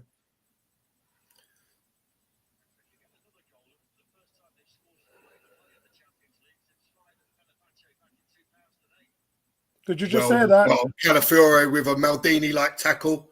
Yeah. The announcer said if we score 5, it would be the first time since Fenerbahce in 2008. Well played, Timber. Stop it, Jurian. It definitely is, Andrew. This is definitely. What are you doing, Marino? No, it was stomped out by Gabriel. Yeah, but Marino gave the ball away. He had a pass on out to the left, and he chose to cut back. Yes, Andrew, as I said, we definitely look like we're back on track now. When I saw the team sheet today, I said to Gary, this is without doubt our strongest 11. And we're back. We've got our mojo back, and we're looking so good on both sides of the ball. Trossard's just meaninglessly lost that one there. I mean, there's no reason for you to actually do that. Look how physical Calafiore is. He's going to give a free kick away there. No need for that. Free kick near the edge of their box. Nothing wrong with that. Yeah, and so let's have a look. Let's have a look. So, Andrew, we've got West Ham away. We've got Nwaneri and Zinchenko coming on. Nwaneri for Odegaard and Zinchenko for Calafiore. Is it Calafiore? I don't know. Yeah, Calafiore. So we've got West Ham away, United at home.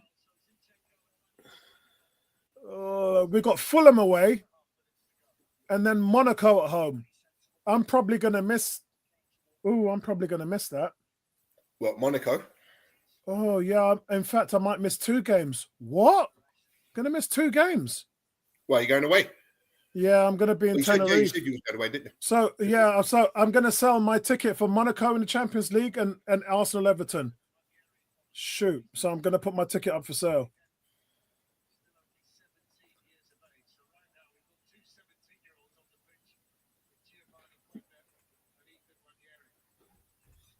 And Andrew says Odegaard should change his name to Mojo. I thought he should change it to Ozil, just to wind up Bertram. I think he's better than Ozil. brings more to the team. Yeah, I mean, you've got to you got to be officially claimed the world's best number 10 at the moment, which at the moment he hasn't, but he should be. Marino sticks a foot in and wins it. He's a beast in the duel, that Marino, isn't he? He is.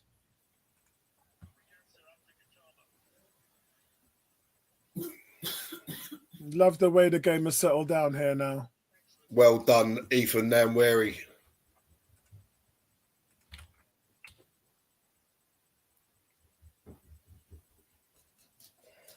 Well played, Durian.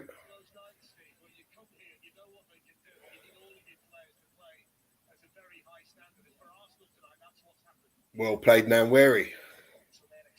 There's the ball. Look, the ball's there, Zinchenko. What are you doing? No, I don't. What ball? No, he's fluffed it into him. It's a good ball, Gary. It's perfectly weighted, actually. No, I thought the ball was a little bit quicker there to Trossard.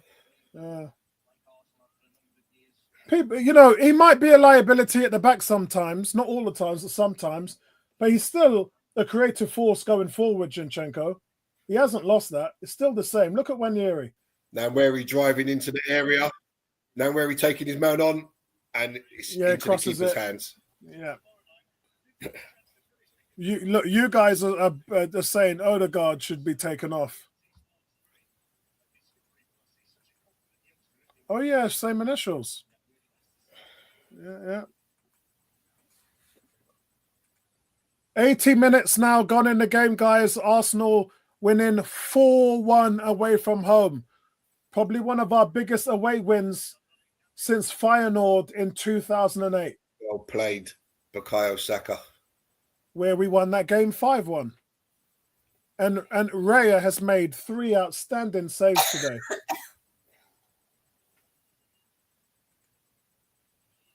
You can hear Gary's son in the background with the cough medicine.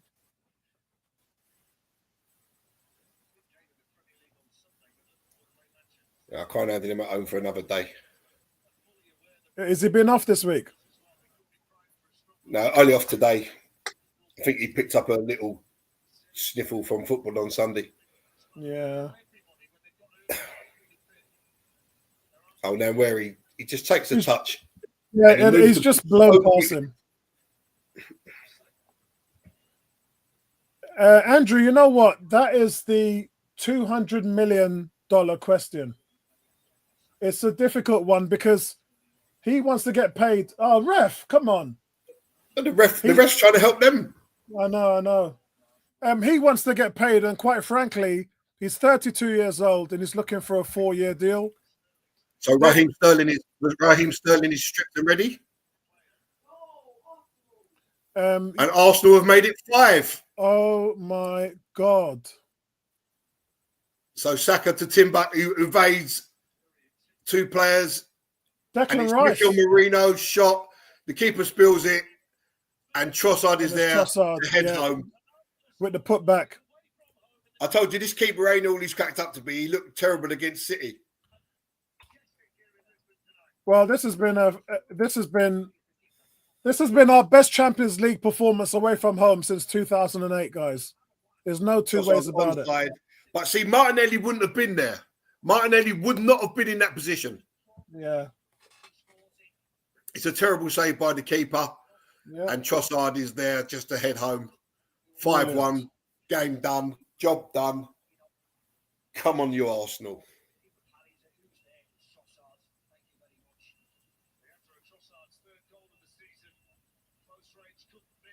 Ruben Amorim's in Manchester, and Sporting Lisbon have been taken apart tonight in the Champions League by Arsenal.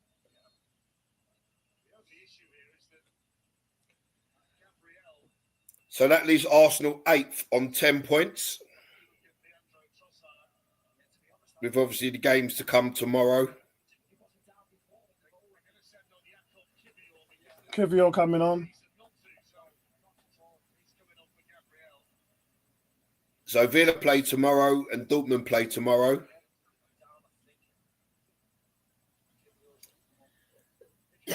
Juventus would need to win by 4 goals to go above us. So we're looking at sitting 10th, moving into the last few games of the Champions League season. But Champions League before it gets to the knockout.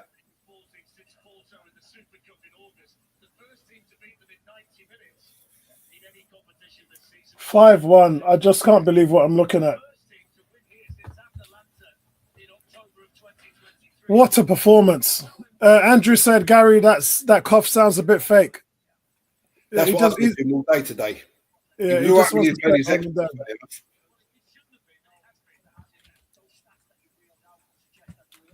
Madness. Insane performance so far today, guys. Sporting have played really well here. Cool. So Kivior's replaced Gabriel. And that was Gabriel waving to they've just seen the replay. Gabriel was waving to the medical coaches on the sideline that he wanted to come off. So he just got a little bit of a knock there. Hopefully he'll be okay. That's a 5 substitutions he made today.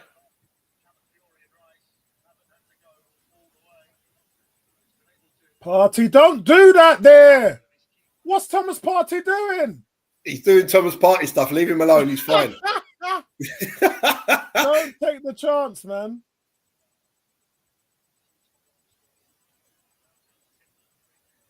What was Timber doing up there? Timber's playing on the left. What was Timber doing up there? Oh, everybody wants a goal today. By the way, guys, when Yuri's playing on the left, Trossard looks like he's got in the middle. Hold on, has Odegaard gone off? Yeah, Odegaard went off, yeah. Yeah, so it looks like Havertz has dropped back to the number 10. Or Trossard has. Timber's just playing where he wants to play. Yeah, Trossard's playing number 10. And Wanyeri's on the left. That's a silly ball from Trossard. Why don't you just shoot? Why doesn't Trossard just shoot there? Uh-oh, here he goes. Yokores, look, he's just outpacing Kivior, and he hits the post. Well played, Yokores Kivior. hits the post. Well played, Kivior. Yep. Yokores hits the post. Kivior stayed with him. He didn't dive in, and he made the angle for the shot so narrow. Yeah. He didn't and good give for him much. but Raya was beating all ends up there, to be honest. Not really. Look where Raya's standing. He's not beating Raya from there. Raya's got it covered. No, if that's inside the post, that's in. Raya's not saving that. It was high. Raya was on the way down. But well played. Yeah, I think maybe. Yeah, I think that's right. Yeah, because Raya dips to his knees, doesn't he? He bends down. So yeah, if it's gone, it's. I mean, that could easily hit the inside of the post and fly in, but it's no goal. It would have still been 5-2 anyway. So. Yeah, but that's a glimpse of what Yokores can do, guys. Yeah, there you go. It's a glimpse of what he can do. Andrew saying, Apollo, I think Gabriel spotted some cutie in the crowd, so went off purpose to edit. Hey, listen, man, when the players get a way to go home, Sporting Lisbon, nice Portugal, nice country. See if he can go off and get some Portuguese. Yokores. Hey, Gary, see if he can go off and get some Portuguese minge over there. Yeah, guys. So if you're one of our Sesame Street viewers, guys, that's our word for today. Put it up on the screen again there. That's our word for today. And you know what? I can't even remember what the context of it was. I can't remember the context. It's definitely it was. Oh, you know what it was? It was Raya. Pass, wasn't it? No, it was Raya stepping back to catch that deflected shot from Yokores. And then we said he made a minge of a catch there, which is normally taken from the NFL's muffed punt, muffing a catch. It's all coming out now, isn't it, Gary? Yeah. Just in case Gabriel's wife is listening. It's all coming We're out not now. suggesting by any means that he has hooked up with someone in the crowd. Whoever it is, she's got a hard time of beating Gabrielle's girl. Gabrielle's girl is a 10, man. What is Party doing there? He's doing party stuff. Leave him alone. He's fine. I think Party's fallen asleep, guys. I think Party's got so bored with the scoreline. He's just kicked Party in the knee. Did you just see that? He's kicked Party in the knee, and then the guy's giving them the throw-in. Yeah, but Saliba bosses Gyökeres. Surely Gabrielle. That's what I'm saying. Gabrielle's girl, bro. Can't be messing around with Gabrielle's girl. Who's also called Gabrielle. Is that true? Is his girlfriend's name Gabrielle? Yeah. Really? That's weird. Look at that. That's incredible. I haven't even looked at the assist numbers. Let's try and go in there. Update score, guys. Barcelona now 2-0 up against Brest. Leverkusen 5-0 RB Salzburg. Bayern Munich still 1-0 against PSG. Inter Milan still 1-0 RB Leipzig. Man City 3-2 winners at the moment at Feyenoord. Oh, dude, what's this turned into? It's all your fault upon that, man, because you started talking about Minge. So Andrew says, surely Gabriel would like a cutie with a Brazilian. And then young boys are still struggling, right?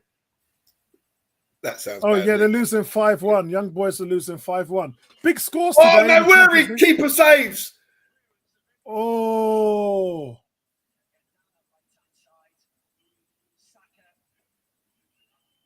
Well, and now Mary wins the ball, holds it up and feeds Thomas. 2 minutes added on, guys. Yeah, 2 minutes added on. It's been a brilliant performance. It has absolutely brilliant. What a ball from to Trossard. Oh, that's got to be a goal. That should have been a goal. I was waiting for the Arsenal player to come in on the edge of the box, but there was no one there. Yeah. What a ball from Zinchenko. Yeah, we weathered the Sporting storm at the start of the second half. Let's face it, they couldn't be any worse than there was in the first half. But I think that was just down to a lot of that was down to us. Yeah, a lot of that was down to us. And Gyökeres tries his best to impress Arteta, but hits Rosette again. Yeah, Ebony, what's going on? What's up? Yeah, hey, good man. Enjoying this game. It's good, man. I've been listening to it via the Arsenal app because I can't even watch it. Oh my word! City and Feyenoord is at 3-3. Wow. Oh. City are going downhill. What's happening? They're getting old. They're going for love or money right now. City were leading 3-0. My son just said. That's right. Yeah, that's right. Oh my word! They're going downhill. Oh.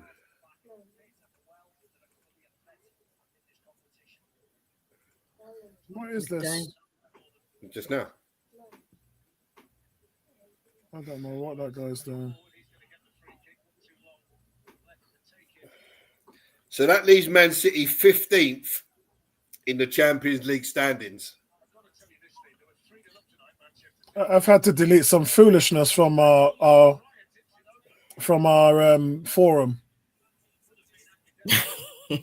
People don't understand. Mind you, I'm not managing the game chat. So normally I'm managing the game chat. So I'm not doing that. It's I feel for the guys who want to be a part of the chat. But yeah, Stylist is saying it, man. Andrew's saying greetings, Ebony.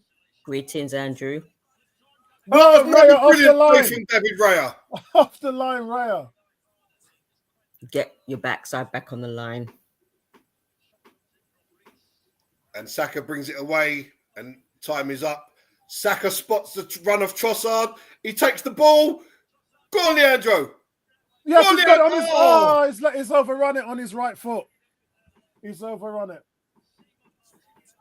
That's got to be the end of the game, right? And that's full time, guys. Full time, yeah. 5-1. Yeah, if I was Arteta, I tell you, I'm loving my team right now. So Andrew says greetings. 18 says Ebony don't love me no more, so I can't say hello. Hi, Andrew says 808. Guardiola getting some. Yeah, bro. Oh man, it's all falling apart for City, man. You went to them 115 charges to land on them, and they land in Division 2. That today. I mean, guys, just look at that scoreline. Just look at that scoreline. This is a team that was second in the division in the Champions League. Let's let that hit home for a second. This was a team that was second in the Champions League.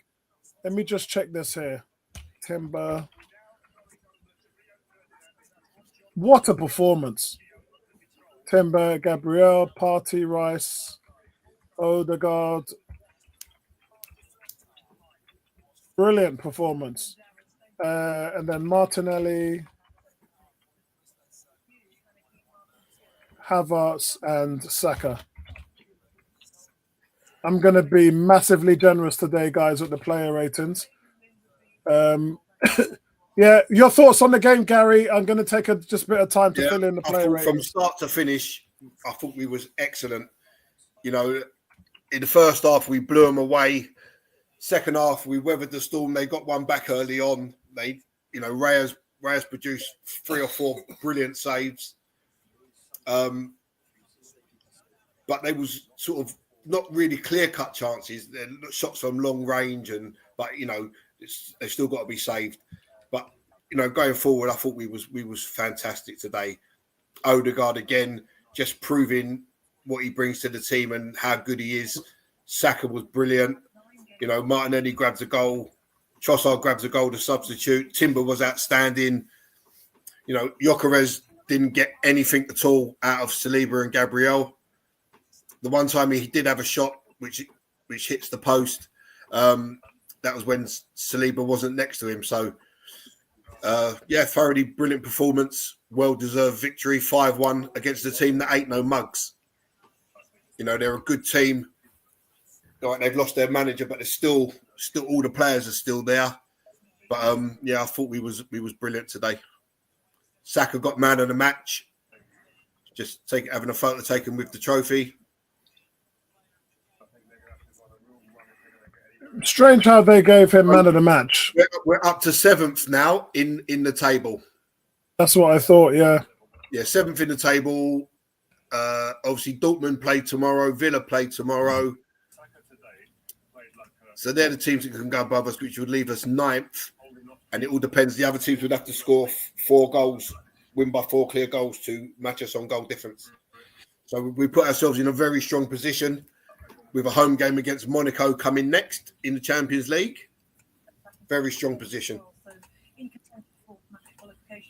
For real. Ebony, what was your game? I couldn't watch any of it. I could only listen to it bit by bit. But I mean, the fact that, we had 48.1% possession to their 51.9. So this goes to show what you do with the possession at the end of the day. They had 15 shots. We had 13. They had 7 on target and 8. And so, like I said, it's what you do with the possession.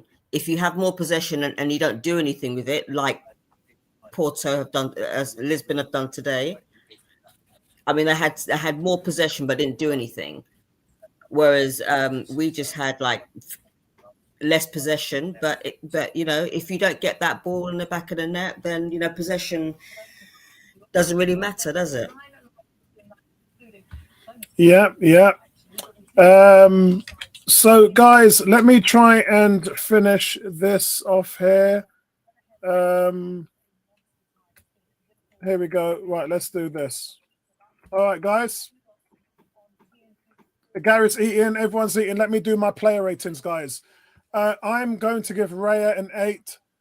Today, just an excellent performance. I thought his saves, crosses coming to collect, stopping that danger from the centre backs was just top class today. The only thing that I would say, which is why he doesn't get a 9, would be some of his distribution decisions were a bit sloppy, but just the sheer fact of having him back there as a safety net with the saves he made was just brilliant. Just all that. The funny thing is, the second half save was just like the first, where he's blinded. He actually can't see. And he gets down so quickly to push it low right out for a corner. And just textbook stuff. It just doesn't happen once. It happens twice. And just fantastic. Had he not made those saves, it would have been a much closer game. And so he gets an 8. Probably deserves an 8 and a, you know what? Let me change it. 8.5. Shall I? No, let me keep it an 8 because of distribution. Let me keep it as an 8. My man of the match is going to be Yuri Timber. This guy knocked everything out defensively, just made their winger useless. But so defensively, he was 100% sound. But then coming across into tight spaces in attack, lovely cross possession of football with Odegaard and Saka. And Odegaard and Saka are the big names, right, guys? They're the guys that are going to get all the laws. You just saw them give Saka man of the match. Odegaard Saturday against Suarez gets man of the match. This is the guy who does just as much work and has just as much passing ability in the triangles as they do, but doesn't get the plaudits for it. And that's why today I'm giving him my man of the match. I mean, lovely cross for the opening. If you look at the cross, I said to Gary, you're taught as a winger to hit the ball so it swerves away from the 6-yard line. That way the goalkeeper can't come and get it. If you put the ball too close, the goalkeeper's going to come and collect that ball. If the ball is straight, the defender can make a play on it. But if you bend it around where it's coming out onto an on-running striker or winger, it's perfect. And that is textbook goal creation there from Timber. Just a brilliant, complete game from Yuri and Timber today. My man of the match. I'm going to give Saliba an 8.5 out of 10. Where was Victor Gyökeres? Where was he? He locked him up. Saliba, there's only one time he got away where you could see Calafiori had made the run to try and sort of rescue him, where it had a great angle on him to make that hit the post. But outside of that, Saliba, solid today. Absolutely solid. Gabriel gets a 9, slightly ahead because he gets the goal. And look, Saliba's going to get all the accolades for stopping Gyökeres, but Gabriel also made 3 tackles against him as well. So not too shabby, still dominant, and again on the score sheet, which we haven't seen in a while. Textbook Arsenal set pieces. Brilliant goal from Gabriel. So he gets a 9. Calafiori, I didn't think Calafiori played an excellent game, to be honest. I thought he was strong defensively, but I don't think he got forward enough and was able to influence the game in the final third, and that always has an impact on Martinelli, doesn't it? So I'm going to give him a solid 7. Partey, Thomas Partey, man. What can I say? I mean, Thomas Partey was just having fun today. Thomas Partey looked at the video and pressed slow motion for the whole game. Nothing looked like it was stressing him out too much.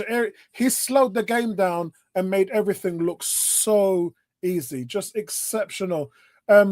Progressing in his play, and was just the guy who influenced everything going forward for Arsenal, especially with the second goal.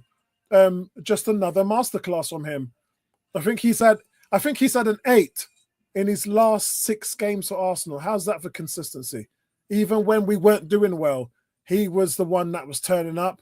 And now the players are coming back, and now the team's playing well.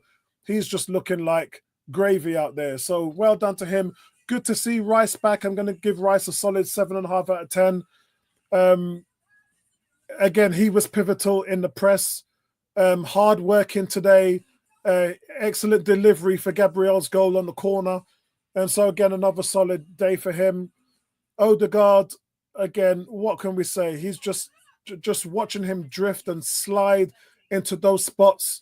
His footwork, the creativity, the passes. I mean, he just puts defenses under pressure with his passing over and over again. It's not like you're looking for him to play one good ball in a game. He's playing so many of these passes, chance after chance after chance after chance. He never lets defense have a minute's rest.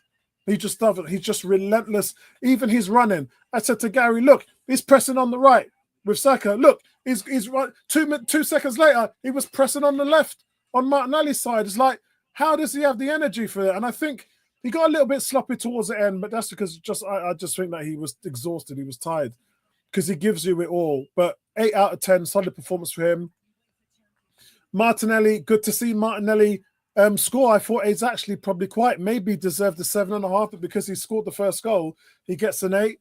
But I thought he kind of panned out of the game after a while. A quiet second half from him, but first half I thought he was solid. But he still commits defensively as well. He gets back there. He supports Timber. They got a really great understanding on that side. So I really, really like Martinelli's form at the moment. And at the moment, I would still keep him there. I was one of those who wanted him dropped and gone to the bench because just not getting enough for him. But I'm seeing enough for him that they can work with. The difference is that work going to pay off with him? Is the training and the coaching with him gonna sharpen his game? Because for me, he's still, for a player who's been here for 4 years, he's still a bit raw. And we know it can happen. We've seen Jesus regress. So it's not a given all the time, guys, that these players are gonna make it and sort of build up upon what they've done in the past. And so for me, that the question's still there about Martinelli. But at the moment, he's shown me enough where I can say, yes, play him, start him, and give this guy a go. Oh, where am I? Saka, he gets a 9. Look, man, they played him single coverage in the first half, which is just the biggest mistake. And as the game went on, you saw them double him. So it's almost like they were learning their lesson. But just dynamic performance from that right-hand side and gave you everything. I'm surprised that he didn't have more, if I'm honest. His performance was that good. And then Havertz, a 7.5 out of 10. Very labour, hard work. Like a lot of people wouldn't have seen the positions he took up, dragging defenders away, opening up some spaces in the middle, the clever little touches and the passes, going out wide, setting things up. He put 2 lovely through balls in, which really should have been rewarded for. Bukayo Saka interview, Apollo. Yeah, I got him. Let me turn it up. You got it? Well, yeah, I got it. Before the game, we know they haven't lost here this season, and they've been a top team. But you know, we believe in ourselves. We just have to be us and go with confidence. And today we did that. Everyone was top. Anyone could have got this, and yeah, I'm really proud of all the boys today. Was that a bit of a pressure penalty just at that moment in the game? How important was it that you buried that? It was important, yeah, but I didn't really feel the pressure. I was confident, so yeah. What's it like for you having Martin Odegaard back? Because that link-up play down the right-hand side, does he enable your game? Yeah, he's an unbelievable player, and the day he returned, there was a big smile on my face, and you can see the chemistry we have, how much I enjoy playing with him. So I'm happy he's back, and I hope he stays fit for the rest of the season. Absolutely, and look, Arsenal back in the Champions League, back with a win. Does this feel where Arsenal should be? Yeah, this is where we belong. So we showed the level we can play at, and we need to continue like this. Okay, thank you so much. Thank you. Cheers. Wow, she sounds like Wendy at the Dog and Duck local, doesn't she? I'll be ordering a few beers with her later on, that's for sure. So where was I? Saka did chip in with an assist as well. Rice got an assist, and Yuri and Timber got an assist. And so as I was saying, guys, I was talking about Havertz, wasn't I? And I just said his general hold-up play today was superb. And he's not going to get the accolades for that. A lot of people might leave here saying, no, he didn't have a great game. But that couldn't be far further from the truth. Just the utility play from him was just textbook hold-up play from your front man who was involved in everything.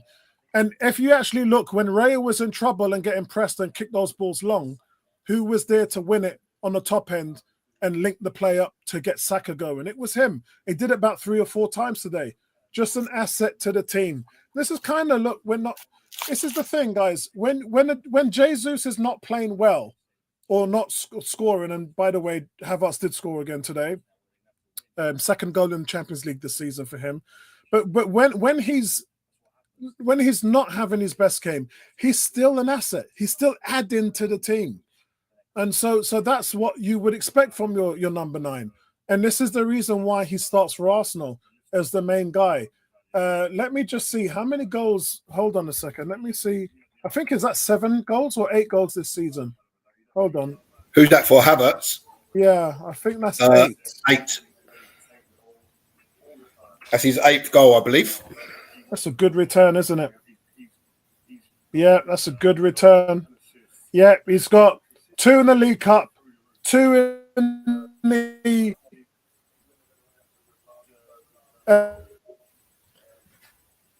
league. That's a good return from him. What you want?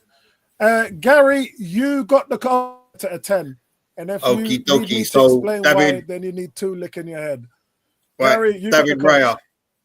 I'm giving David Raya a 9.5. I thought he was excellent today. Made 3 or 4 big time saves to stop us conceding certain goals. Claimed everything in the air. The only thing I'd say, there was a couple of times where he's been a little bit too quick to get with a throw out, putting players under pressure at a stage of the game where we needed it to be a lot calmer. But take nothing away from his performance today. He was absolutely fantastic. So 9.5 for him. Timber, I thought Timber was excellent. He defended well. He attacked well. There was numerous times where he's beat the press just effortlessly. And he gets an assist for Martinelli's goal. So 9.5 for Timber. Saliba and Gabriel, I'm going to give them both a 9. Saliba, I think when he gets in the changing room, he'll take Gyökeres out of his pocket and probably return him home. I thought, he got no change out of these two at all today. And this is a guy that we're talking about £100 million striker. But he come up against 2 proper world-class defenders, and he had nothing to show for it. So I think they were both excellent. Gabriel popped up with a goal. So, yeah, the 2 of them together. And I said against Forest, I think it was the first time in a long while that we've actually seen proper Arsenal defending with these 2.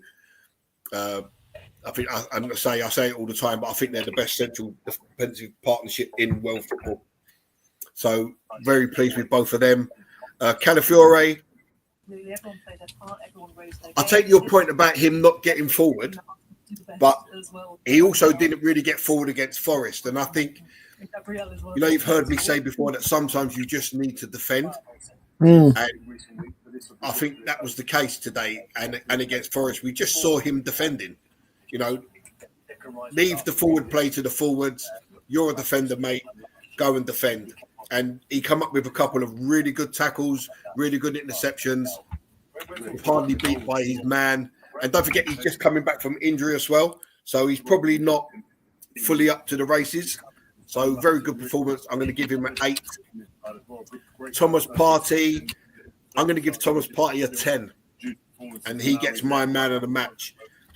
There you go, Cranky. Cranky was saying that that was his man of the match as well.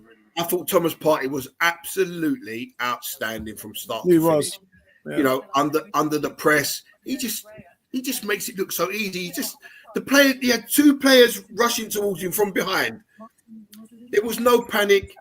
He just simply twisted his body and laid the ball off with 1 touch that took 2 players out of the game and retained possession for Arsenal. He wasn't flustered like you was having kittens. Oh, Thomas Partey, what you doing? But he just done Thomas Partey stuff.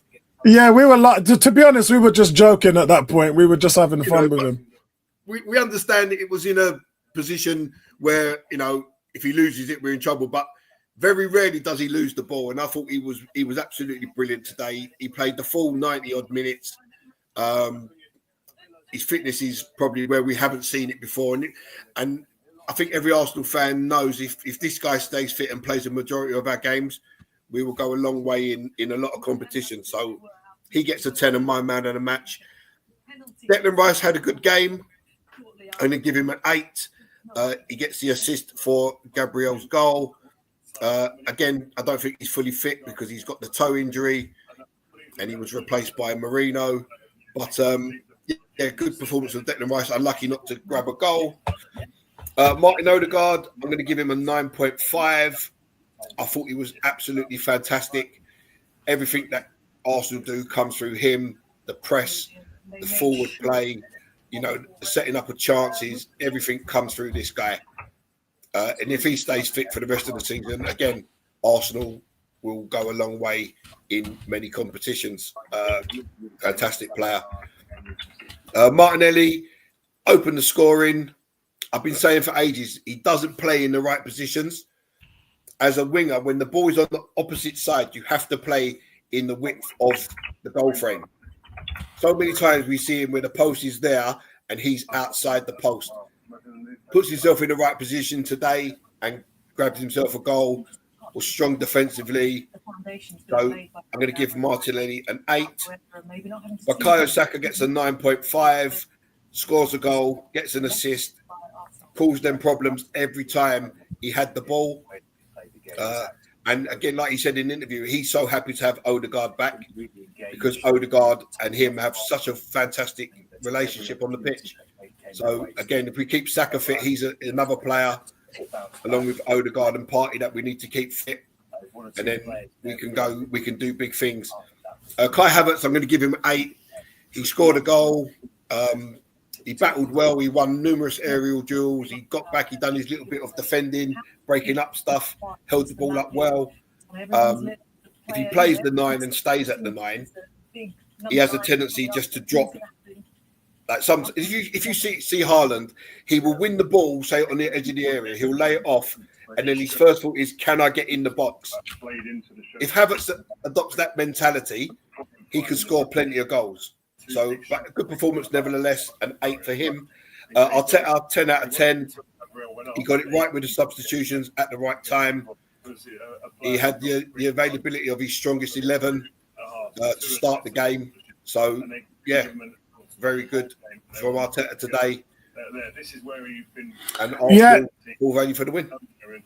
Yeah, Ebony, what's your thoughts? Did you give your thoughts already, Ebony? Yeah, what I will say is I listened to it in and out. What I will say is that when I saw the team sheet, I thought this is the 11. This is the exact 11 that I would go with. I'd have given Tierney a run out because he hasn't played for a while. But as I read the stats before, we had less possession and we utilized that possession. I'm pleased with the scoreline. From what I was listening to, it could have been more. I'm glad to see that, Raya, who, I criticized, and I take everything back what I said about him. He's actually proved me wrong. But yeah, the team played well from what I heard, from what I could hear. And, all we can do is just keep that momentum, particularly in this competition, because it's a competition that we need to win. And now that Man City are not doing that well, maybe we can actually capitalize on that. And that does sap confidence a little bit, but you would have thought that. Yeah. Okay, so guys, let me get rid of this and hear what you guys are saying in the chat. Ebony, I thought that was a real dog, man. Cam says this win also guarantees us getting into the last 8 unless we really mess up against Girona and Zagreb. Should end the league phase now with 19 points. I said at the beginning that we need 16 to 18 points to qualify for the last 8, which means essentially you got to win first of all 5 games at home. Four games at home. You got to win 5 games in total, 4 of them at home, and you got to win 1 away. And this was the 1 away that we won, which is why people are now saying Arsenal pretty much have guaranteed them qualify for this stage. But there's a lot of football left to play, bro. So, you've got to be where it is.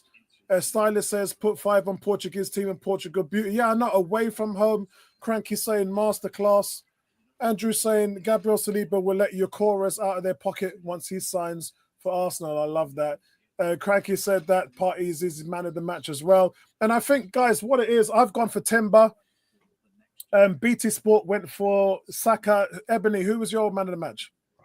I'd probably say Timber because that man can defend. Yeah, and it was what he was doing up top as well. When he's not injured, That man is one of the best defenders in the world, along with Saliba and Gabriel.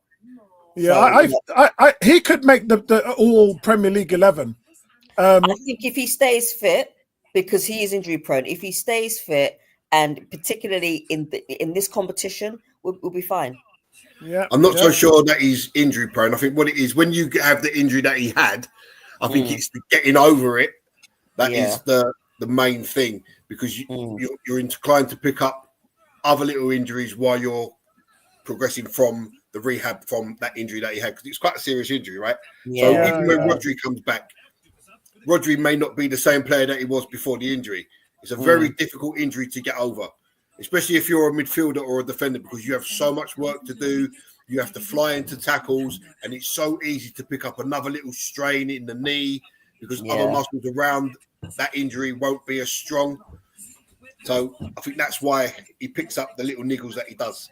Yeah. Excellent. Cam says, oh no, this one's Andrew. Andrew says, come to Arsenal and feel nice. There's a party going on and the food is rice. Nice. I like that. I like that, bro. I like that. I like that. Cam says some of the big teams might miss out. Some of the big teams might miss out. PSG look guaranteed. Let me have a look at the table. Actually, I should have probably PSG are 22nd. PSG are 22nd, I believe. What's happened to them? With 4 points. PSG play in a really bad league, right? So they'll win their league, but when they come into like the Champions League, they don't have the star quality like Neymar's anymore. You know, they're really struggling. They're really struggling. I'm just going to get it up so that I can have a look at it. Right, hold on, guys. It was 22nd on 4 points. That's disgusting for PSG. Right, let's have a look. Can I get it up here?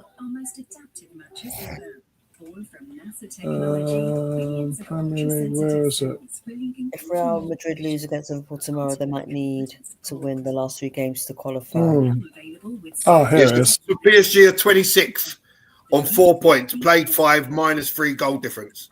Well, I'm just putting it up on the screen now so you guys can see it. Hold on, let's get rid of this.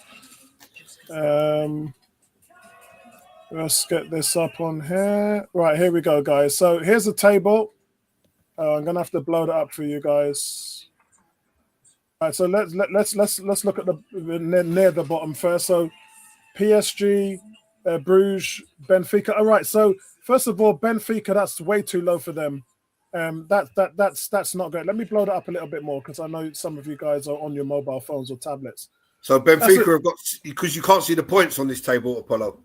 Yeah, I didn't put them in because people wouldn't be able to see it. It's too small. But yeah, you're right. Can I just take a shot? So Benfica's got 6 points. Real Madrid have got 6 points. Mind you, both those teams have a game to play. So that's tomorrow. Feyenoord, they've got 7 points. They're practically done.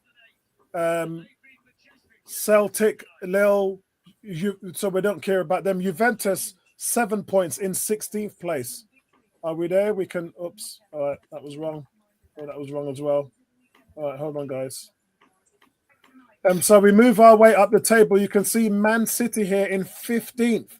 So City are in danger. City's got 8 points in 5 games.